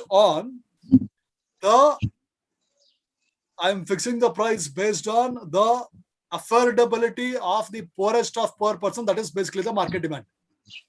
Market demand basis ಮೇಲೆ ನಾನು ನನ್ನ ಬೆಲೆನ fix ಮಾಡ್ತಾ ಇದ್ದೀನಿ. So that is the example. So Indian Railway ಏನಿದೆ ಅದು cannot fix both quantity supplied and both price simultaneously. ಎರಡನ್ನೂ ಅವರು simultaneous ಆಗಿ ಫಿಕ್ಸ್ ಮಾಡಕ್ಕಾಗಲ್ಲ. 10,000 ಟಿಕೆಟ್ ಸೆಲ್ ಮಾಡಬೇಕು ಅಂತ ಅವ್ರ ಮೈಂಡ್ ಅಲ್ಲಿ ಇದ್ರೆ, then the price of the ticket is determined by the income of poorest person. Income of poorest person basically means demand. So demand is going to fix the price. If the Indian Railway want to sell price at 2 rupees per ticket, 2 rupees or sell ಮಾಡಕ್ಕೆ ಹೋದ್ರೆ, people who have income greater than 2 rupees will buy it. ಯಾರಿಗೆ ಜಾಸ್ತಿ 2 ರೂಪಾಯಿಗಿಂತ ಜಾಸ್ತಿ ಆದಾಯ ಇದೆ ಅವ್ರು ಕೊಂಡ್ಕೊಳ್ತಾರೆ, ಯಾರಿಗೆ 2 ರೂಪಾಯಿಗಿಂತ ಕಮ್ಮಿ ಆದಾಯ ಇದೆ ಅವ್ರು ಕೊಂಡ್ಕೊಳ್ಳಲ್ಲ. So that is also determined by the demand. So if 5,000 people have income more than 2 rupees, only 5,000 people are going to buy. So this 5,000 people who have income from more than 2 rupees is nothing but again demand. So the market forces of demand is going to determine the quantity which this person is actually selling, or the quantity demanded. So that is basically a thing. Hopefully everyone understood it. ಅದು ಆಗಿದೆ, ಎಲ್ಲರಿಗೂ ಅರ್ಥ ಆಯ್ತು ಅಂತ ಭಾವಿಸ್ತೀವಿ. Here Ashok ಅವರು ಕೈ rice ಮಾಡ್ತಾ ಇದಾರೆ. What is the deal? ನಾವು ರೈಲ್ವೇಸ್ ಆಗಿರ್ಬೋದು, ಪೋಸ್ಟಲ್ ಇದನ್ನಾಗಿರ್ಬೋದು, ನಾವು ಸರ್ವಿಸ್ ಅಂತ ಕನ್ಸಿಡರ್ ಮಾಡ್ತೀವಿ. ರೈಲ್ವೇಸ್ ನಾವು ಸರ್ವಿಸ್ ಅಂತ ಕನ್ಸಿಡರ್ ಮಾಡ್ತೀವಿ. ಅಶೋಕ್ ಅವ್ರು ಕೈ ರೈಸ್ ಮಾಡ್ತಾ ಇದಾರೆ. ಯಾಕೆ ರೈಸ್ ಮಾಡ್ತಾ ಇದಾರೆ ಅರ್ಥ ಆಗ್ತಿಲ್ಲ ನಮ್ಗೆ. Railways we are considered as a service. Some medical services, postal services is also example of monopoly. See, the thing is here, what is happening is, postal service, when we are actually speaking about monopoly means there must be a single seller. Monopoly andra there must be a single seller. See, now COVID is there, right? COVID is there. India, though, 2 companies are actually selling COVID. One is actually selling Covaxin, the other is selling COVID Shield. One is Bharat something, the other is some Serum Institute. So Bharat Pharmaceuticals and Serum Institute of India, they are selling COVID Shield and Covaxin. COVID Shield to Covaxin they are selling. This is actually example of duopoly. Now, even in international, there are some 5 companies. Some 2 are from America, one is from Russia, one is from China, and one is from Europe. There are some 5 companies which are actually selling this remdesivir and all those, not remdesivir, these Covaxins, COVID vaccines. One 5 companies sell ಮಾಡ್ತಾ ಇದ್ದಾರೆ ಏನು COVID vaccines ಗಳು. That is example of your oligopoly. Now, monopoly example, if I have to give an example for a monopoly, it must be only a single seller must be there. So the best example is in India, the best example of monopoly will be your nuclear power plants. So nuclear power plants, they are exclusively run by the government. Government only runs nuclear power plants and all the deal which is associated with nuclear power plants. We cannot tell defense. Defense is no longer sole priority of the government. Defense is also being, even the private sector are involved in defense. And the other thing is ISRO can also be regarded as monopoly in India. ISRO no monopoly anta tagolbodu because the private institutes in India doesn't have the financial capability to launch space missions and all. Space missions all launch ಮಾಡಕ್ಕೆ private people don't have that much caliber. So in India, nuclear this what do you call, nuclear things which nuclear what do you call, I'm not getting the word actually, the machinations which are involving nuclear power plants and all that, nuclear power plants or nuclear energy generation. Nuclear energy generation in India is by and large run by, so no nuclear nuclear power generation also we have invited America, these guys to come and build some plants here. So nuclear weapons in India, nuclear weapons is manufactured solely by India itself. Indian government manufactures nuclear weapons. So the manufacturing of nuclear weapons is a monopoly of Indian government. Manufacturing of nuclear weapons is a monopoly of Indian government. Postal department cannot be regarded as monopoly because we have some private people also who are, you can actually send post with some private people also. You have private couriers and all, private couriers, DHL and all that. So we cannot regard postal service as monopoly. The best example for monopoly in India, which is alive and kicking, is nuclear weapons. Manufacturing of nuclear weapons is definitely a monopoly in India. That is a sole monopoly of Indian government. So in India, manufacturing of nuclear weapons is a good example. Railway service is not, railway service is a market. Railway service is definitely a market. What happens in market? Market alena, you buy and you sell. In railways, you are buying and you are selling. There are large number of buyers and sellers. There are large number of buyers are there. In railway, there are large number of buyers, almost 1 crore per day when railway was working properly. Railway correct ಆಗಿ ಕೆಲಸ ಮಾಡ್ತಾ ಇದ್ದಾಗ 1 ಕೋಟಿ ಜನ railway service na use ಮಾಡೋರು. And majority of the railway is owned by the government. That is one seller. So one seller is, 8 years back. 8 years back, there was one seller. And there were like almost 1 crore people per day. You have many buyers are there, one seller is there. So it is monopoly market, right? 8 years back. Now even private people also have come. Ega private people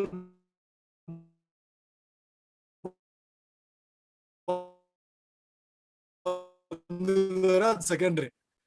ಆದ್ರೆ 8 what hospital that 140 kilometers something they just introduced recent ಆಗಿ ಒಂದು 3-4 ವರ್ಷದಿಂದ, 3-4 ವರ್ಷನೋ ಒಂದು 2-3 ವರ್ಷದಿಂದ introduce ಮಾಡಿದ್ರು. That is actually run by the private people. ಅದಕ್ಕಿಂತ ಮುಂಚೆ 8 ವರ್ಷದ ಮುಂಚೆ ತಗೊಂಡ್ರೆ government was the only seller for government this thing. And there were like almost 80 lakh to 1 crore people buying, large number of sellers, only one, large number of buyers, only one seller. Monopoly market. See, don't assume that market means there must be large number of sellers. Market can have one seller, many buyers. If one seller, many buyers, that is monopoly. If two seller, many buyers, that is duopoly. If few sellers, many buyers, that is monopolistic. And if few sellers, many buyers, that is oligopoly. And if many sellers, many buyers and differentiated products, that is monopolistic. So ಒಂದೇ ಒಂದು seller ಇದ್ದೇನೆ ಅಂದ ತಕ್ಷಣ ಅದು market ಅಲ್ಲ ಅಂತ ಹೇಳಕ್ಕಾಗಲ್ಲ, ಅದು monopoly market ಅಂತ ಕನ್ಸಿಡರ್ ಆಗುತ್ತೆ. Hopefully that is cleared. And someone is telling railways and medical, postal, they are social services, but we can define they are monopoly. See, we can define railways, medicals, postal, they are social services. See, postal is not monopoly. People, you have private couriers. Private couriers in India, postal is no longer a monopoly. And the other thing is medical services. Medical services is also not monopoly. You have private players. Covaxin, COVID Shield, private hospital marta dove. Medical services also not monopoly. Don't be under the illusion that private medical services monopoly. Medical services also not monopoly. Postal services also not monopoly. Railways is also not monopoly. Railways 8 years back, railways was monopoly. 8 ವರ್ಷದಿಂದ railway ಮೊನೋಪೊಲಿ ಆಗಿತ್ತು. ಈಗ railway ಮೊನೋಪೊಲಿ ಅಲ್ಲ. Post private courier service ಇದೆ. Private courier service ಇರೋದ್ರಿಂದ postal ನೀವು ಮೊನೋಪೊಲಿ ಅಂತ consider ಮಾಡಕ್ಕಾಗಲ್ಲ. Medical service ಮೊನೋಪೊಲಿ ಅಲ್ಲ. ಕೋವಿಡ್ ಶೀಲ್ಡ್, ಕೋವ್ಯಾಕ್ಸಿನ್ ಅದನ್ನೇ ಪ್ರೈವೇಟ್ ಹಾಸ್ಪಿಟಲ್ಗಳು ಮಾರ್ತಾ ಇದಾವೆ. In private hospitals are actually giving vaccinations, providing vaccinations for people. Even medical services also no longer monopoly. Medical services was never monopoly in India. Medical service was never monopoly in India. Don't be under the illusion that medical service is monopoly. And as I told, monopoly need not necessarily always mean supernormal profit. Monopoly ಯಾವಾಗ್ಲೂ supernormal profit ಆಗ್ಲೇಬೇಕು ಅಂತ ಏನು ಇಲ್ಲ. ಯಾಕಂದರೆ the monopolist has the choice of either fixing the price or fixing the quantity he wants to sell. If he fix the price, then there is a chance of supernormal profit. ಬೆಲೆನ fix ಮಾಡಿದ್ರೆ super normal profit ಇರೋ chance ಇದೆ. ಆದ್ರೆ quantity sell ಮಾಡಿದ್ರೆ he will get normal profit only. If he wants to survive in the market ಅಲ್ಲಿ survive ಆಗ್ಬೇಕು ಅಂದ್ರೆ ಬರೀ ನಾರ್ಮಲ್ ಪ್ರಾಫಿಟ್ ಸಿಗುತ್ತೆ. So monopolist doesn't necessarily always mean supernormal profit. It means supernormal profit only when he tries to fix the price. So these are the clarifications I wanted to give. Hopefully no one has any doubt. Sir, Facebook and Microsoft are example of monopoly market. Facebook is a social media. Facebook is a social media. Instagram is a social media. And WhatsApp is a social media. Twitter is a social media. So this will be an example of oligopoly market. ಇದೆಲ್ಲ ಏನಾಗುತ್ತೆ, oligopoly market in example ಆಗಿದೆ. These are all social media platforms, right, where you are actually expressing your opinions and all that. So these Facebook ಆಗಿರ್ಬೋದು, Instagram ಆಗಿರ್ಬೋದು, WhatsApp ಆಗಿರ್ಬೋದು, Twitter ಆಗಿರ್ಬೋದು, all these are they are social media platforms. They are part of what do you call? They are actually part of oligopoly. ಆಮೇಲೆ when you speak about Microsoft, Microsoft is basically a software company. You have Apple, it is also basically a software company. So here in Microsoft you have Android, I think Android software which they are giving for mobile. Apple, I don't know what is the name, even those people are giving some software. And in China's companies, Chinese companies, Realme, adu idu, those people have Snapdragon series. Those people have their own hardware and they have their own software and all that. China's software, adeno baratal. China companies has their own software. I just forgot the name of Chinese software. Chinese people don't use Microsoft or this Apple software use ಮಾಡಲ್ಲ. They use some other software. I had Dell laptop ಅಲ್ಲಿ first ನಾವು purchase ಮಾಡಿದಾಗ it had some Chinese company software was there. Those Microsoft, Apple and Chinese companies also produce some software. They can be regarded as oligopoly. They cannot be regarded as monopoly. Adna oligopoly anta consider ಮಾಡಬಹುದು. It cannot be regarded as monopoly. So we cannot consider Facebook. Facebook is a part of oligopoly. Microsoft is also part of oligopoly. We cannot consider them as, Desai ಅವರು ಹೇಳ್ತಾ ಇದ್ದಾರೆ Apple is a part. Apple software is iOS, that is Apple for mobile, and for mobile Microsoft is Android. So that is basically a thing. And so those things cannot be considered as monopoly. Adanella monopoly anta consider ಮಾಡಕ್ಕಾಗಲ್ಲ. So they are part of oligopoly. Facebook ಆಗಿರ್ಬೋದು, Microsoft ಆಗಿರ್ಬೋದು, oligopoly part ಆಗಿರುತ್ತೆ. As of now in India, the only proper monopoly is nuclear weapons manufacturing, which is totally taken care by the government. Government is not allowing anyone to interfere. ಸರ್ಕಾರ ಯಾರನ್ನೂ interfere ಆಗಿ ಬಿಡ್ತಾ ಇಲ್ಲ. Nuclear weapons is a very sensitive issue. You cannot afford for your nuclear weapons to get in wrong hands. Right. So nuclear weapons is this thing. So hopefully all the doubts are clear. Doubts all clear anta ankoltivi. So yeah, now let us actually go. So monopoly over. Now we will see TC and TR approach. TC and TR approach. So price, what is the time? 5:15. So here, first we will see price discrimination first. Price discrimination na mugsana. Amala price determination ge baron. Let us finish price discrimination first. So here, where is that screen? So here, I'm not able to get the screen. So here, price discrimination. Let us actually see price discrimination.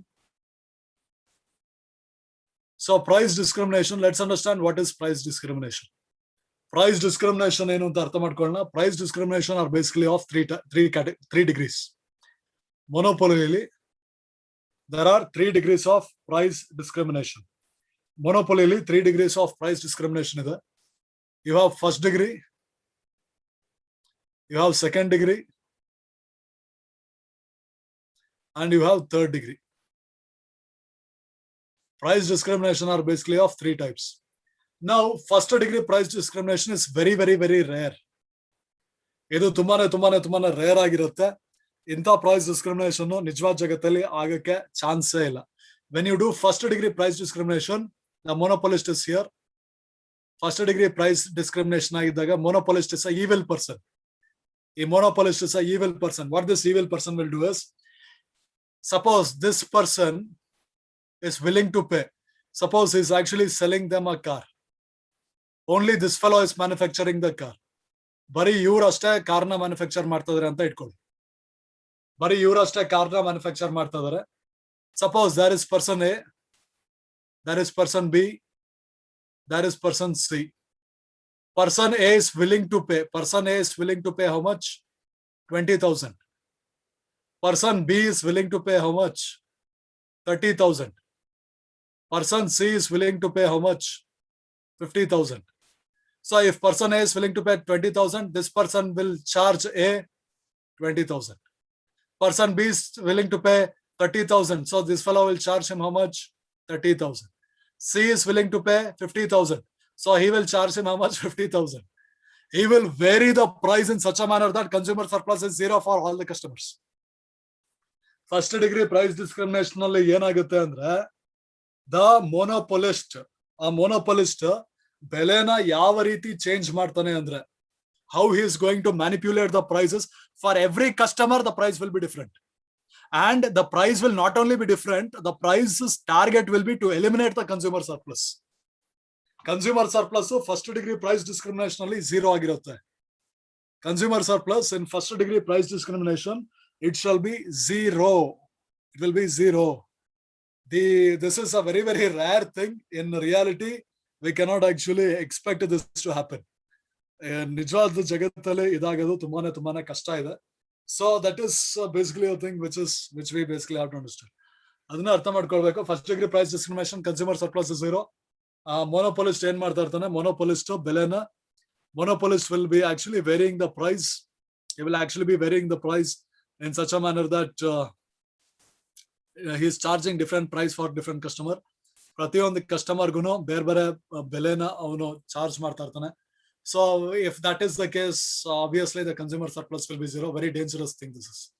If anyone is able to do this, it's very dangerous. So here, second degree price discrimination. So here, second degree price discrimination, let us see what is happening here. So in second degree price discrimination, what is happening here is, ಎರಡನೇ degree price discrimination ಅಲ್ಲಿ ಏನಾಗ್ತಾ ಇದೆ ಅಂದ್ರೆ, in second degree price discrimination, what I am trying to do is, I am trying to sell. I will be having what do you call, I will be having okay, I think I got a bit confused here. So here, let's actually see. Now, first degree is aiming consumer surplus to be zero. And in third degree price discrimination, ಅಲ್ಲಿ ಏನ್ ಮಾಡ್ತಾ ಇದಾರೆ ಅಂದ್ರೆ, in third degree price discrimination, he is going to segregate the market. Third degree price discrimination ಅಲ್ಲಿ market ನ segregate ಮಾಡ್ತಾರೆ. He will segregate the market. So the best example is suppose if you consider Indian Railways as a monopoly. It's not a monopoly, but let's consider for our example. So he will segregate the market as senior citizens, general public, and for children. So he is going to segregate the market. Illi market na he is going to segregate. Market na segregate ಮಾಡ್ಬಿಟ್ಟು general citizens ge he will fix one price, maybe 50 rupees. Senior citizens ge, general public ge he will fix 70 rupees. For children he may fix 25 rupees. So this is third degree price discrimination. In third degree price discrimination, what the seller is trying to do is, third degree price discrimination ಅಲ್ಲಿ seller ಏನ್ ಮಾಡ್ತಾ ಇದ್ದಾನೆ ಅಂದ್ರೆ, he is going to give the same price only he is going to give. He is going to have the same services only he is going to provide, but he is going to segregate the market. Market na ಅವ್ರು ಏನ್ ಮಾಡ್ತಾರೆ, segregate ಮಾಡ್ತಾರೆ. So for senior citizens it will be particular price, for general public it will be particular price, for children it will be particular price. So it will be particular price. So this is what happens in third degree price discrimination, and all the people are aware of what is happening. Senior citizens ge gottu, general public ಕಮ್ಮಿ ನಮಗಿಂತ ಜಾಸ್ತಿ ಕೊಡ್ತಾ ಇದ್ದಾರೆ, ಮಕ್ಕಳಿಗೆ ಗೊತ್ತು general public ನಮಗಿಂತ ಜಾಸ್ತಿ ಕೊಡ್ತಾ ಇದ್ದಾರೆ. So this people will be aware about what is happening. In second degree price discrimination, what happens? The monopolist will divide the things into cluster. The markets will be divided into clusters, and he will charge different price for different markets. So different price for different markets. So here, this is the second degree price discrimination where he will do clustering. Adu second degree price discrimination agutte, elli avaru clustering ಮಾಡ್ತಾರೆ. So here, that is what is actually given here. Adune illi ಕೊಟ್ಟಿದ್ದೀವಿ ಇಲ್ಲಿ. See, the first degree price discrimination. So where is first degree is only not here. Okay, I don't know what happened to the first degree. So here, first degree price discrimination, I explained. It is not mentioned here. I don't know why. But anyway, first degree price discrimination. First degree price discrimination, what is he doing? Consumer surplus is 0. For every customer, he is charging different price. ಪ್ರತಿಯೊಂದು customer ಗೆ different ಬೇರೆ price. And target is consumer surplus must be 0. Second degree price discrimination, what is happening? Oh, sorry, I made a mistake here. Second degree price discrimination, what he is doing? Second degree price discrimination. Second degree price discrimination is based on variation in price. So variation in price is brought about by quantity. So if someone is buying in bulk, ಯಾರು bulk ಅಲ್ಲಿ purchase ಮಾಡಿದ್ರೆ ಏನಾಗುತ್ತೆ, bulk ಅಲ್ಲಿ purchase ಮಾಡಿದ್ರೆ the price will be less, and if he purchases in single units the price will be more. Second degree price discrimination, I made a mistake in explanation. Second degree price discrimination happens based on quantity. ಎರಡನೇ degree price discrimination ಏನಾಗುತ್ತೆ, quantity base ಮೇಲೆ ಆಗುತ್ತೆ. ಜಾಸ್ತಿ quantity ಖರೀದಿ ಮಾಡಿದ್ರೆ ಏನಾಗುತ್ತೆ, ಬೆಲೆ ಕಮ್ಮಿ ಇರುತ್ತೆ, ಕಮ್ಮಿ ಕ್ವಾಂಟಿಟಿ ಖರೀದಿ ಮಾಡಿದ್ರೆ ಬೆಲೆ ಜಾಸ್ತಿ ಇರುತ್ತೆ. That is second degree price discrimination. Third degree price discrimination, what is happening? Same service is sold to different segments of the market by subdividing the market. ಇಲ್ಲಿ ಏನಾಗುತ್ತೆ, ಮಾರ್ಕೆಟ್ ಇಸ್ ಸಬ್ಡಿವೈಡೆಡ್. ಸಬ್ಡಿವೈಡ್ ಆಗುತ್ತೆ. So as I told, Indian Railways was there. For senior citizens, they were charging less. For general public, they were charging 70. And for the children, they were charging 25. So in third degree price discrimination, what is happening? You are subdividing the market. Here, what you are doing? You are actually doing subdividing the market. And for each segment, you are fixing different price based on some criteria. ಪ್ರತಿಯೊಂದು ಸೆಗ್ಮೆಂಟ್ಗೂ ಏನ್ ಮಾಡ್ತೀರಾ ನೀವು, different price ನ ನೀವು fix ಮಾಡ್ತೀರಾ. That is third degree price discrimination. In first degree price discrimination, what is happening? In First degree price discrimination, consumer surplus is 0. Consumer surplus na 0 ಆಗಿರಬೇಕು. ಆ ತರ ನೀವು ಪ್ರೈಸ್ ನ ಫಿಕ್ಸ್ ಮಾಡ್ತೀರಾ. So you are fixing the price like that, and you are charging different price for different customers such that each customer's consumer surplus is 0. In second degree price discrimination, ಎರಡನೇ degree price discrimination ಅಲ್ಲಿ ಏನಾಗ್ತದೆ? Second degree price discrimination, you are charging different price for different quantities. So that is what is happening. So here I will just revise this so everyone will be having clarity. So we will just revise this. So you have first degree price discrimination. First degree price discrimination, consumer surplus is 0 and different price for different customer. Second degree price discrimination, here based on quantity. ಇಲ್ಲಿ ಏನಾಗ್ತದೆ? Based on quantity. Bulk you buy, price is less. You buy single, price is more. And single or few. And next is third degree price discrimination. In third degree price discrimination, what is happening? You are subdividing the market. Market na yen ಮಾಡ್ತಾ ಇದೀರಾ? Market na subdivide ಮಾಡ್ತಾ ಇದೀರಾ based on segments. ಅಂದ್ರೆ best example Indian railway ಇದೆ. Indian railway market ಅನ್ನ 3 segments ಮಾಡಿದ್ದಾರೆ. Senior citizens, for senior citizens 50 rupees per ticket. For general public ಗೆ ticket ಬೆಲೆ will be 70. For children the ticket price will be 25. So this is the first degree price discrimination, second degree price discrimination and third degree price discrimination, based on which you can expect questions. Either first degree, second degree, third degree, idra mele neevu questions na expect ಮಾಡಬಹುದು. You can actually expect questions based on this. So hopefully everyone has clarity regarding the different degrees of price discrimination. Price discrimination, various degrees. Hopefully everyone has clarity regarding the same. ಎಲ್ಲರಿಗೂ clarity ಬಂತು ಅಂತ ಅನ್ಕೊಳ್ತೀನಿ. Now let us go for price determination. ಈಗ price determination ಗೆ ಹೋಗೋಣ. So what we are actually speaking about the price determination is, so price determination, the first we will go for TR and TC approach. ಮೊಟ್ಟ ಮೊದಲನೇದಾಗಿ we will go for TR and TC approach. Let us see what is happening in TR TC approach. TR TC approach ಅಲ್ಲಿ ಏನಾಗ್ತಾ ಇದೆ ನೋಡುವ. So here, where is that thing? Okay. So here you have TR and TC approach.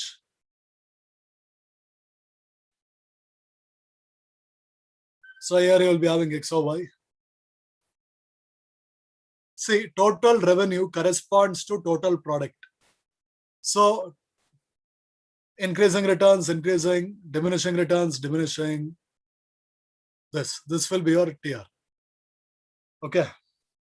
Next, your cost, initially your cost will be less. Initially your cost will be high. Then your cost will start decreasing. Then after a point of time, your cost will start increasing. Point of time, it will start increasing. Okay, we will draw this again.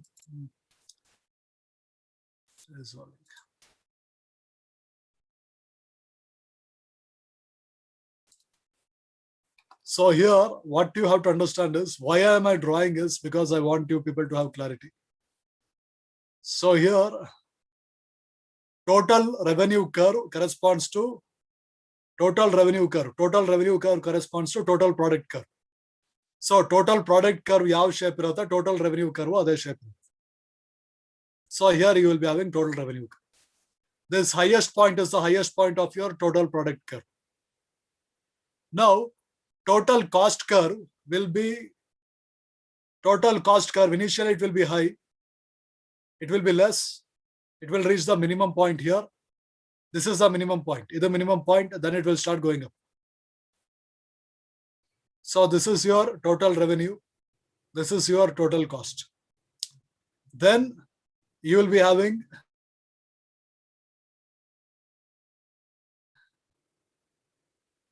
this, and this will basically be the quantity you are doing, the quantity which you are actually producing. ಏನು quantity ಏನು ನೀವು produce ಮಾಡ್ತಾ ಇದ್ದೀರಿ. So is it quantity or what is it actually? Sir, it is It is profit. the total production. No, So sir, that it is the profit, total sir. cost, that is the total revenue, this is the total production. Sir, Okay, this is actually the total production. So Excuse me, here, sir. so that is basically the total production. That is the quantity which is produced. Total production, which is actually the quantity which is produced. So here, and practice the diagram, okay? Diagram now practice madi.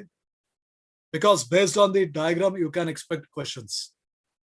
So, okay, this is getting like somewhat ludicrous. Now here, let us do this fast. In another 2 minutes, this theory will be finished. In ಎರಡು ನಿಮಿಷದಲ್ಲಿ, in 2-3 ನಿಮಿಷದಲ್ಲಿ theory ಮುಗಿಯುತ್ತೆ. Then we can go for the other thing. So here, total revenue and the point, and here you have total cost, and here you have the quantity which is produced, which is total product. Now, what is the interpretation? How interpret ಮಾಡೋದು? Now, we are trying to find out the equilibrium point of production. Equilibrium point of production ಅನ್ನು ನಾವು ಏನು find out ಮಾಡೋಕೆ try ಮಾಡ್ತಾ ಇದ್ದೀವಿ. So the equilibrium point of production. So what is the condition for that? Now look here. When I see here what I actually observe is, ಇಲ್ಲಿ ನಾನು ಏನು observe ಮಾಡ್ತೀನಿ ಅಂದ್ರೆ, TC is greater than TR. From here to here. This is basically the diagram. I'm not able to draw this properly. So I will, but this is how you draw the diagram. Diagram draw ಮಾಡೋದು ಈ ತರ. So this is one shaded region. This is the other shaded region. This is your Q1. This is your Q2. Now let us go for the proper diagram. Like diagram ಹೋಗೋಣ. Now I just told you how to draw it. So this is one part, and this is the other part. Now look here. Here what is happening is, this is your TR, and that is your TC. This is your TC, that is your TR. Now there are two regions here. ಇಲ್ಲಿ ಎರಡು region ಇದೆ. One is this red shaded region. One is a red shaded region. And the other thing you basically have is, where is the pen here? Other thing you basically have is, here you have blue shaded region. One side you have red, the other side you have blue. ಈಗ red ಇದೆ, ಒಂದ್ ಕಡೆ red ಇದೆ, ಇನ್ನೊಂದ್ ಕಡೆ ಏನಿದೆ, blue ಇದೆ. Now this red shaded region, in red shaded region, that is, let us assume this as Q1, ಇದನ್ನ Q2 ಅಂತ ತಗೊಳ್ಳಿ.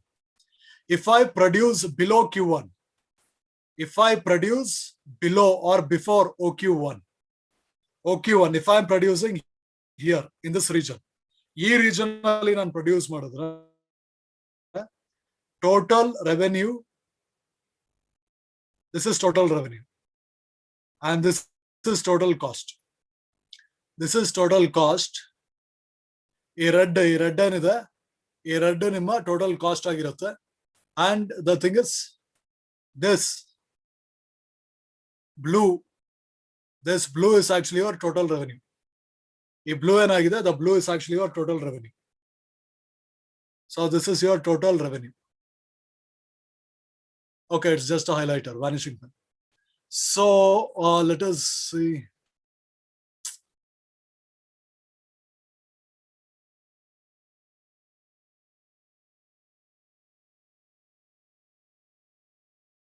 Okay, so here, anyway, you got it right. This is actually vanish ಆಗ್ತದೆ. You don't know what to do. So this is basically your total revenue. ಇದು ನಿಮ್ಮ total revenue ಆಗಿರುತ್ತೆ.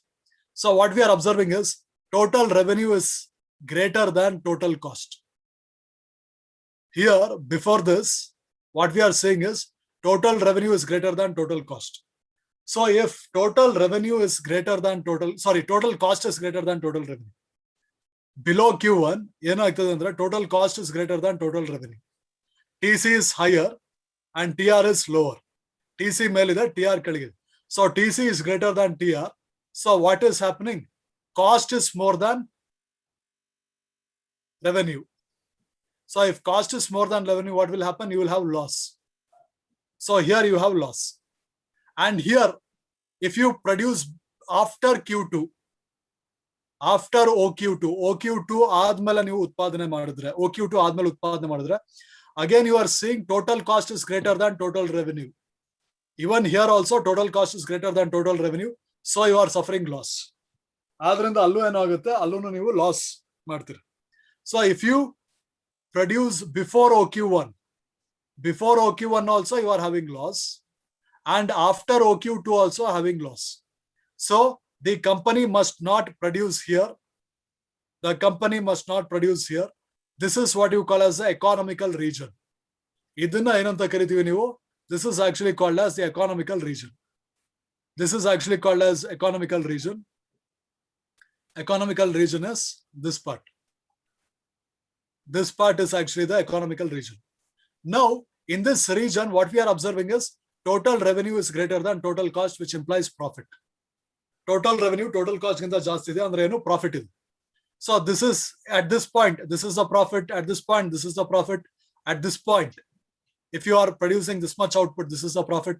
If you are producing this much output, this much money at this range, ಈ range ಅಥವಾ ಈ range ಅಥವಾ ಈ range output ನ ಉತ್ಪಾದನೆ ಮಾಡ್ತಾ ಇದ್ರೆ, what is the profit? So here the maximum profit is AB. AB is the maximum profit which you will be able to get when you produce OQ amount of output. OQ amount of output when you are producing, you will get maximum profit. Maximum profit, the maximum profit of AB. So the maximum profit of AB you can actually get when you are producing this amount of output, OQ amount of output. So this point which is actually corresponding, this line which is corresponding to AB and Q, this is the equilibrium level of output. And with that equilibrium level of output, you are able to get maximum profit. ಆ equilibrium level of output ಅಲ್ಲಿ ನೀವು ಉತ್ಪಾದನೆ ಮಾಡಿದಾಗ ಏನಾಗುತ್ತೆ, ನಿಮಗೆ maximum profit ಸಿಗುತ್ತೆ. So you cannot produce before OQ2 because at that point of time TC is greater than TR, you will incur loss. ನಿಮಗೆ loss ಆಗುತ್ತೆ. OQ2 ಆದ್ಮೇಲೂ ನೀವು ಪ್ರೊಡ್ಯೂಸ್ ಮಾಡೋಕ್ಕಾಗಲ್ಲ, ಯಾಕೆ? ಆವಾಗಲೂ TC will be greater than TR, ನಿಮಗೆ loss ಆಗುತ್ತೆ. So economical region is where your TR is greater than TC. Equilibrium point is, this is the maximum profit you are getting. The maximum profit you are getting when you produce OQ level of output, and this is the equilibrium level of output. This is the equilibrium level of output. When you produce this much equilibrium level of output at this price, this equilibrium level of output at this price when you are actually doing it. So here then you can expect, wait, price is not shown here. Price illa. So price is not shown. So, but anyway, I hope you people were able to understand what happened, what I wanted to tell actually. So here, erase all link. So here, so that is basically a thing. In this region, you have TC greater than TR, loss. And here you have TC greater than TR, loss. And here you have TR greater than TC. The maximum profit is this. Corresponding to that, this is the equilibrium point. So that is basically a thing. That is your TRTC approach. Idana TRTC approach of equilibrium anta ಹೇಳ್ತಾರೆ. Hopefully everyone understood. No one has any issues. Excuse me, ಅರ್ಥ ಆಯ್ತು ಅಂತ ಅನ್ಕೊಳ್ತೀವಿ. ಯಾರಿಗೆ ಏನು issue ಇಲ್ಲ ಅಂತ ಅನ್ಕೊಳ್ತೀವಿ. excuse me, sir. So here, that is basically a thing. Now the final topic of today's class. After this, we will go for questions. ಇದಾದ್ಮೇಲೆ questions ಗೆ ಹೋಗೋಣ. So this costs, short-run costs and long-run costs, this will take around some 15-20 minutes. ಒಂದು 15-20 ನಿಮಿಷ ಆಗುತ್ತೆ. But once we finish this, you can monopoly and monopolistic will be similar, and in oligopoly and duopoly will be similar. oligopoly and duopoly, we have to discuss some Chamberlain's model and some other models we have to discuss there. It will take some time, some 25-30 minutes it will take. And this monopolistic, we have to discuss supernormal profit, normal profit, minimum loss, maximum loss, shutdown point. So even this will also take some 20-25 minutes. So let us see. So once you understand this different types of things which happen in short run ಮತ್ತೆ long run ಅಲ್ಲಿ ಏನಾಗುತ್ತೆ, ಮೊನೋಪೊಲಿ ಮತ್ತೆ ಮೊನೋಪೊಲಿಸ್ಟಿಕ್ ಅಲ್ಲಿ ಏನಾಗುತ್ತೆ ಅಂತ ಅರ್ಥ ಮಾಡ್ಕೊಂಡ್ರೆ, ಮೊನೋಪೊಲಿಲಿ ಏನಾಗುತ್ತೆ ಅಂತ ಅರ್ಥ ಮಾಡ್ಕೊಂಡ್ರೆ, ಮೊನೋಪೊಲಿಸ್ಟಿಕಲಿ ಏನಾಗುತ್ತೆ ಅದನ್ನು ನೀವು ಅರ್ಥ ಮಾಡ್ಕೊಳ್ತೀರಾ. ಆಮೇಲೆ this there are some models which we actually have to study in that. So after this models are there, then we can go for factor pricing. ಈ ಮಾಡಲ್ಸ್ ಆದ್ಮೇಲೆ ಫ್ಯಾಕ್ಟರ್ ಪ್ರೈಸಿಂಗ್ ಇದೆ. ಫ್ಯಾಕ್ಟರ್ ಪ್ರೈಸಿಂಗ್ ಅಲ್ಲಿ ಒಂದು 2-3 theory ಇದೆ. And after that we can go for welfare economics. There will be some 3-4 theories will be there. So in another 3-4 days we will be done with microeconomics. ಇನ್ನೊಂದು 3-4 ದಿನದಲ್ಲಿ microeconomics will be finished. So let us actually see what is happening here. Okay, where is it? So let us, speaking. Okay, let us solve some questions. Again, we'll come back here. ಕೆಲವು questions ನ solve ಮಾಡಿ ಮತ್ತೆ ಇಲ್ಲಿ ಬರೋಣ. Because even I am tired of continuously speaking from that point of time. So let us see some questions and again we will come back there. So here, let us see. Okay, 18th question. Okay, this one I think we had solved. Which one of the following is not true about relationship between average product and marginal product? Yeah, this also we had solved. Which one of the following is not a formula for marginal cost? Okay, now tell me what is the answer for 16? 16th question, what is the answer? Option D.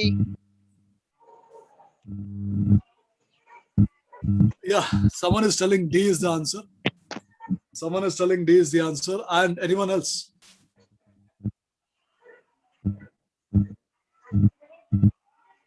Yeah, D is exactly the answer.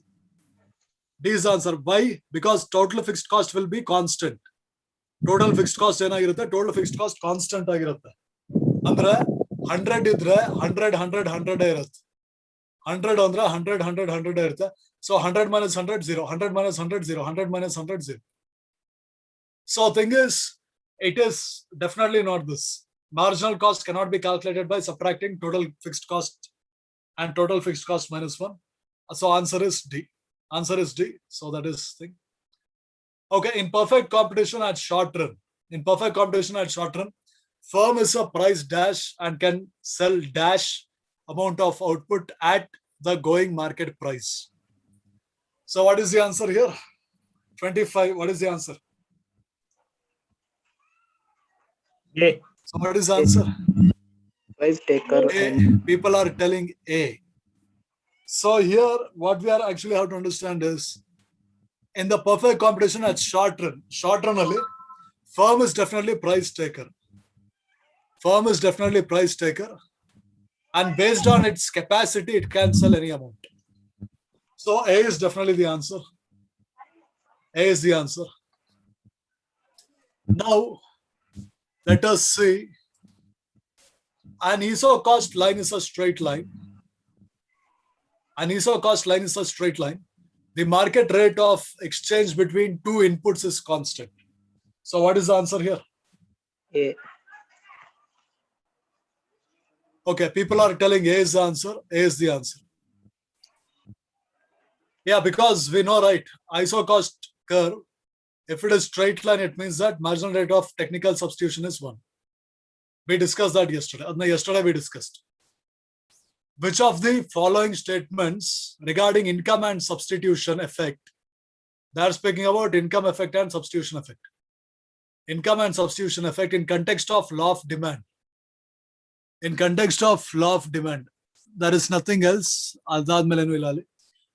Law of demand holds true in case of normal goods. Law of demand holds true in case of those inferior goods where the positive substitution effect outweighs negative substitution effect. They are saying positive substitution effect outweighs negative substitution effect. Law of demand does not hold true in case of those inferior goods. They are speaking about inferior goods here. And here also inferior goods only. True in case of those inferior goods where negative effect outweighs positive substitution effect.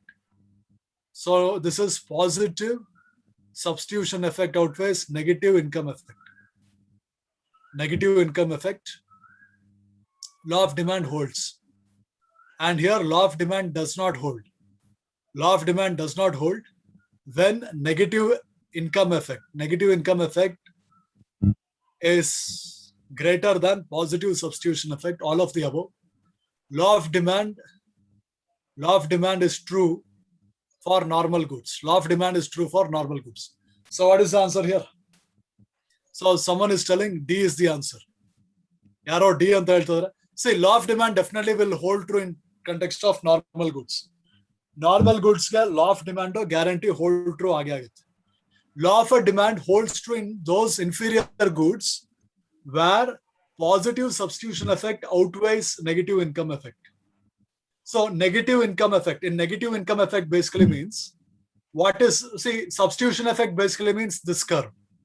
Substitution effect andreno, this is substitution effect, right? Marginal rate of substitution. Income effect basically means what? Income effect, that too they are speaking about negative income effect.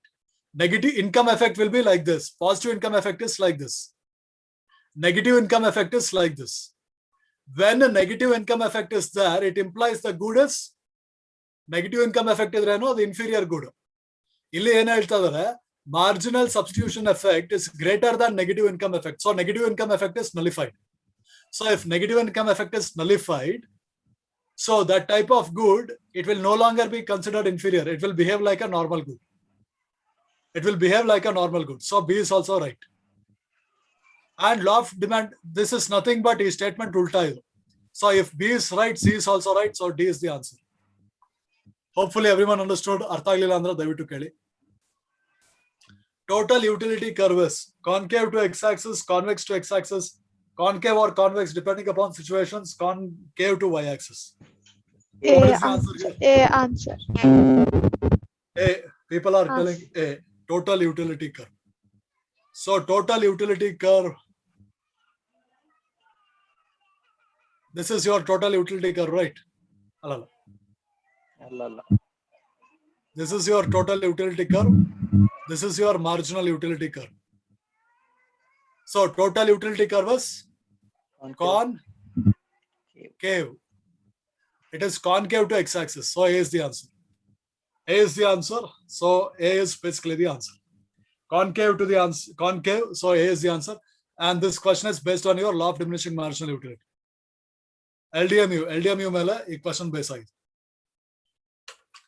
Now let us see other question. A stable equilibrium position. A stable equilibrium position is one. There are never departures from equilibrium position. There are only two forces influencing equilibrium. Any departure from equilibrium position calls into play forces which end to restore that position. There are endless oscillations. A na, B na, C na, D na. A, B or C or D? C. Someone is telling A. C. Yaro A anta helidru. Sir. Amala. C. C. So what is the answer for 108? C. C, sir. Stable equilibrium position is one in which C.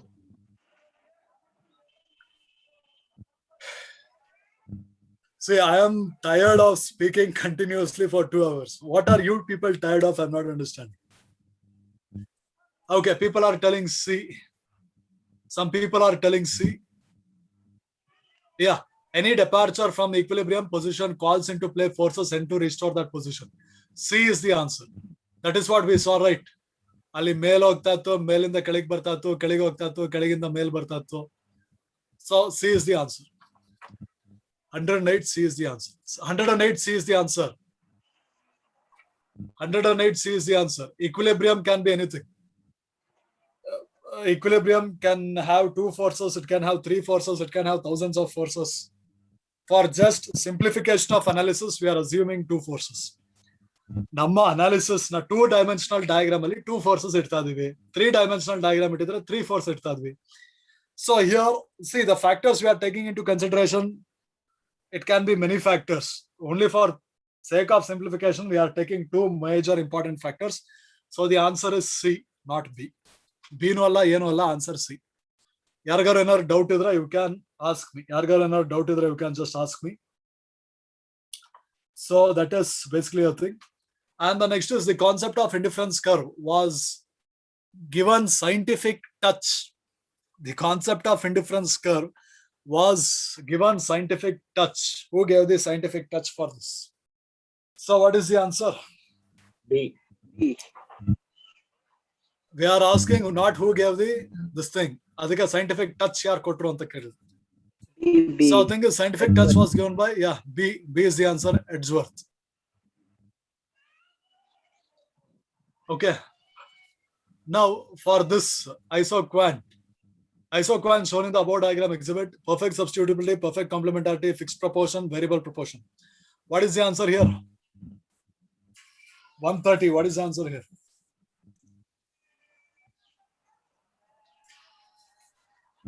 For 130, what is the answer? D. So here it is definitely perfect complementarity is there. Perfect. Yeah. Someone told D, someone told C. Okay, D, C. Someone told D, someone told C. So here let's see. See, perfect complementarity is definitely there. When perfect complement idra na itara diagram baru. Where in which your marginal rate of technical substitution is 0. So 2 is definitely correct. So it must either be A or it either must be D. A irbeku athwa D irbeku. Perfect substitutability. If perfect substitutability is there, the slope will be like this. So 1 is definitely not right. 1 is definitely not right. So A is not right. B is not right.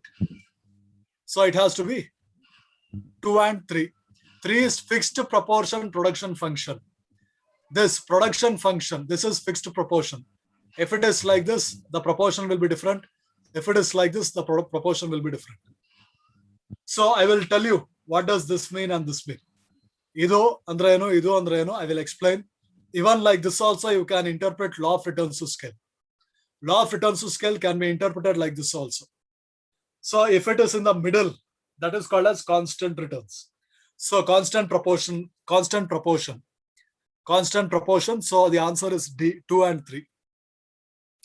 Okay, there is some research scholar, I think of Dharwad University. Dharwad University's research scholar, Jambaya Nayak Kauro.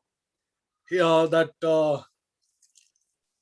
Nayak Kauro on the PDF share madidare. Let's actually solve some 2-3 questions and then we will wind up for today. Tomorrow we will finish. Those monopoly, as well as we will try to finish oligopoly. Oligopoly, duopoly, monopolistic. We will try to finish tomorrow, right? So let us solve some questions here. And even I will forward this. For the group also. And thank you very much, Nayak ji. Nayak Ora, thanks. We will see some questions here. Okay. Clear all drawings. Clear all my drawings. Okay, I don't know why I'm not able to clear this. Annotations. So annotations, clear all drawings, clear my drawings. Yeah, here. Sachin, if you are able to clear the annotations, please clear it. I'm not able to clear it. I don't know why am I not able to. So here, okay, it was like this. No issues, thanks. So screen, I have to exit here, discard, and we will solve some new questions, because either till now whatever questions I was solving, everything was in Truman's. So let us see some new questions, okay? And new share, show all windows. Some new questions we will solve and then we will wind up the class for today. And this credit goes to Dharwad University. Dharwad University, this Jambaya Nayak ji has created some questions. So let us see the questions. Okay. So let us see some questions, some interesting questions. If it is there, we will solve that, and then we will wind up the class for today. So here, Sachin, are you able to see the questions here? Sir. Sachin, are you able to see the questions? Sir, ಕಾಣ್ತಾ ಇದೆ sir. ಕಾಣಿಸ್ತದಲ್ಲ? ಆಮೇಲೆ ಇಲ್ಲಿ ತನಕ ನಾವು ಮಾತಾಡಿದೆಲ್ಲ ಕೇಳಿಸ್ತಲ್ಲ? Sir ಕೇಳ್ತಾ ಇತ್ತು. Okay. So here, yeah, fine. So yeah, let us see. Okay, let us see anything regarding microeconomics. So microeconomics, some interesting question. If anything interesting is there, we will see that. Idella almost international economics ara kanistade. So here,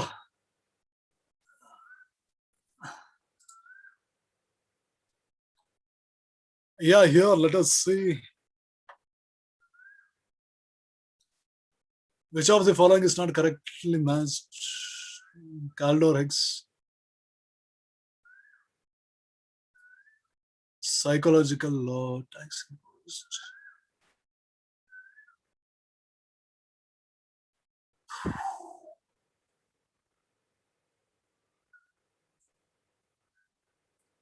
Girly Shaw. Yeah, fine. Let us try to solve this question. In this question, Giffen paradox occurs when? Giffen paradox occurs when income effect is. Giffen paradox occurs when income effect is greater than substitution effect, less than substitution effect, equal to substitution effect, negative and is greater than substitution effect. So what is the answer? We saw a similar question just now. ಈಗ ಸದ್ಯಕ್ಕೇನೆ ಒಂದು similar question ನೋಡಿದ್ವಿ. Yeah, I will definitely share. Sadhvi ಹೇಳ್ತಾ ಇದಾರೆ share ಮಾಡಿ ಅಂತ. Definitely we will share it, Sadhvi ಅವರ. A WhatsApp group I will definitely put. So here 28th Giffen paradox occurs when income effect is. So what is the answer here?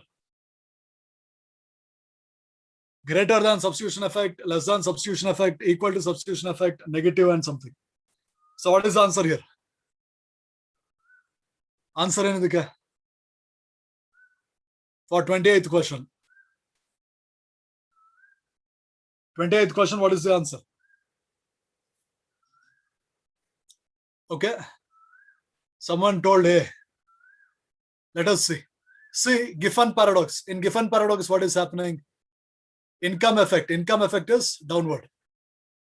Giffen paradox, income effect is downward. So here, Giffen paradox occurs when income effect is, it must be negative, right? This is negative income effect. What this curve is showing? A curve negative income effect na ತೋರಿಸ್ತಾ ಇರೋದು. When income effect is negative and is greater than substitution effect. Yes, definitely. Income effect must be negative and it must be greater than substitution effect. If it is great, what is substitution effect? It is nothing but law of diminishing marginal utility. It is nothing but law of demand. It is nothing but law of demand. Substitution effect, the law of demand adu ashte adu normal good ge ಅನ್ವಯಿಸುತ್ತೆ adu. It is applicable for normal good. So the answer will be, it is negative. Income effect negative, that is what you call as inferior good. And it must be greater than substitution effect. Substitution effect happens normally in case of normal good. So answer is D. D is the answer for this. So D is the answer for this. Idike answer eno? Idike answer bandu D is the answer. Hopefully everyone understood how I got D. D ಹೇಗೆ ಬಂತು ಎಲ್ಲರಿಗೂ ಅರ್ಥ ಆಯ್ತು ಅಂತ ಅನ್ಕೊಳ್ತೀನಿ. D is the answer for 28th question.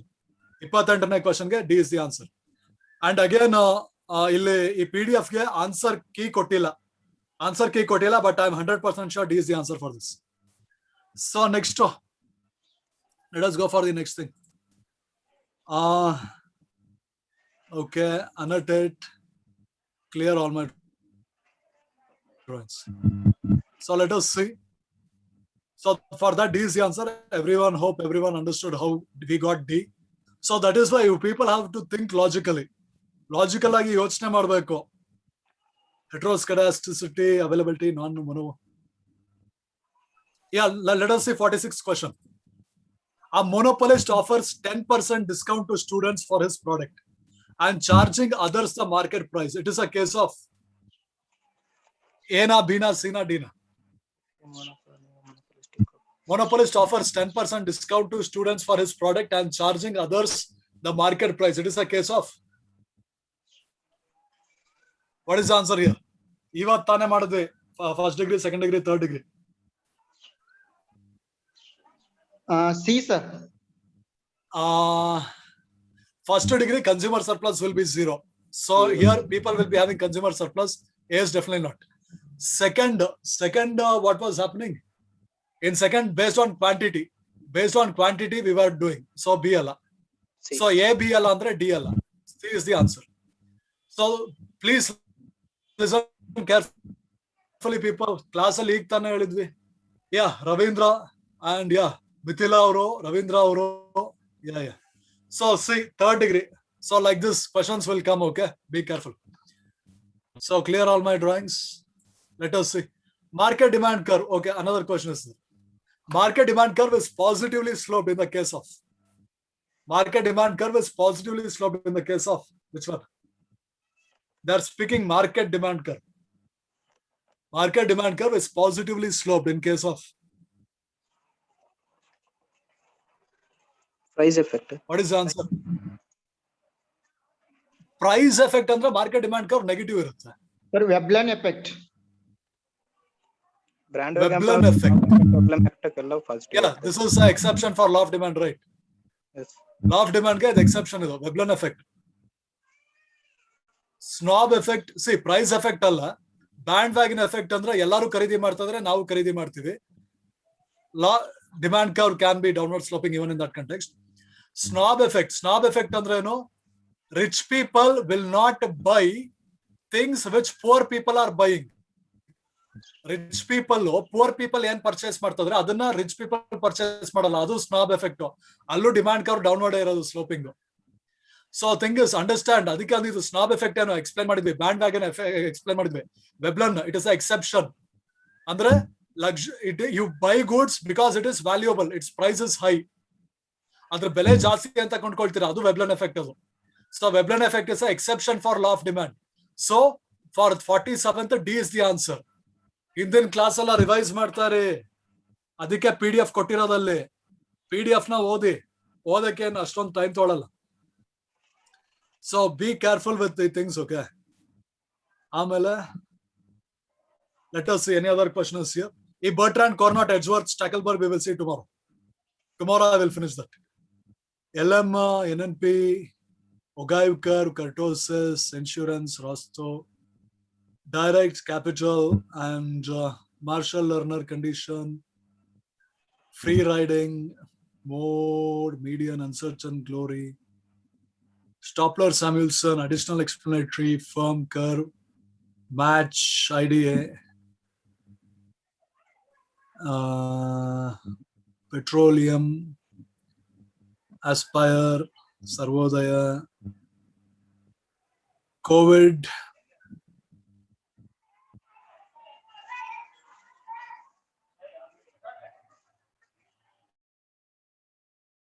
yeah, fine. So I will, this 100th question we will solve. When country exports a product at a price below its cost of production, then it is said to be Dumping. This I did not explain. Either explain madilla idu. Price dumping, it will hardly take 2 minutes. Tomorrow I will explain. It's not discriminating, it's dumping actually. So here dumping is the correct answer. Tomorrow we will see it. Okay, now we will thank Dharwad University on behalf of on behalf of Dharwad, on behalf of our university. We will thank Nayak ji belonging to Dharwad University who has prepared this question paper. ಈ question paper ನ ನಾಯಕ್ ಅವರು Dharwad university research scholar prepare ಮಾಡಿದ್ದಾರೆ. ನಮ್ಮಿಂದ ಅವ್ರಿಗೆ ಒಂದು thanks ಇದೆ. And I will also share the question paper with all you people also, so you can solve it. It will be one more addition for your arsenal of practicing. So that is the thing. Bye people, take care, enjoy life, have a great day. We are ending the session.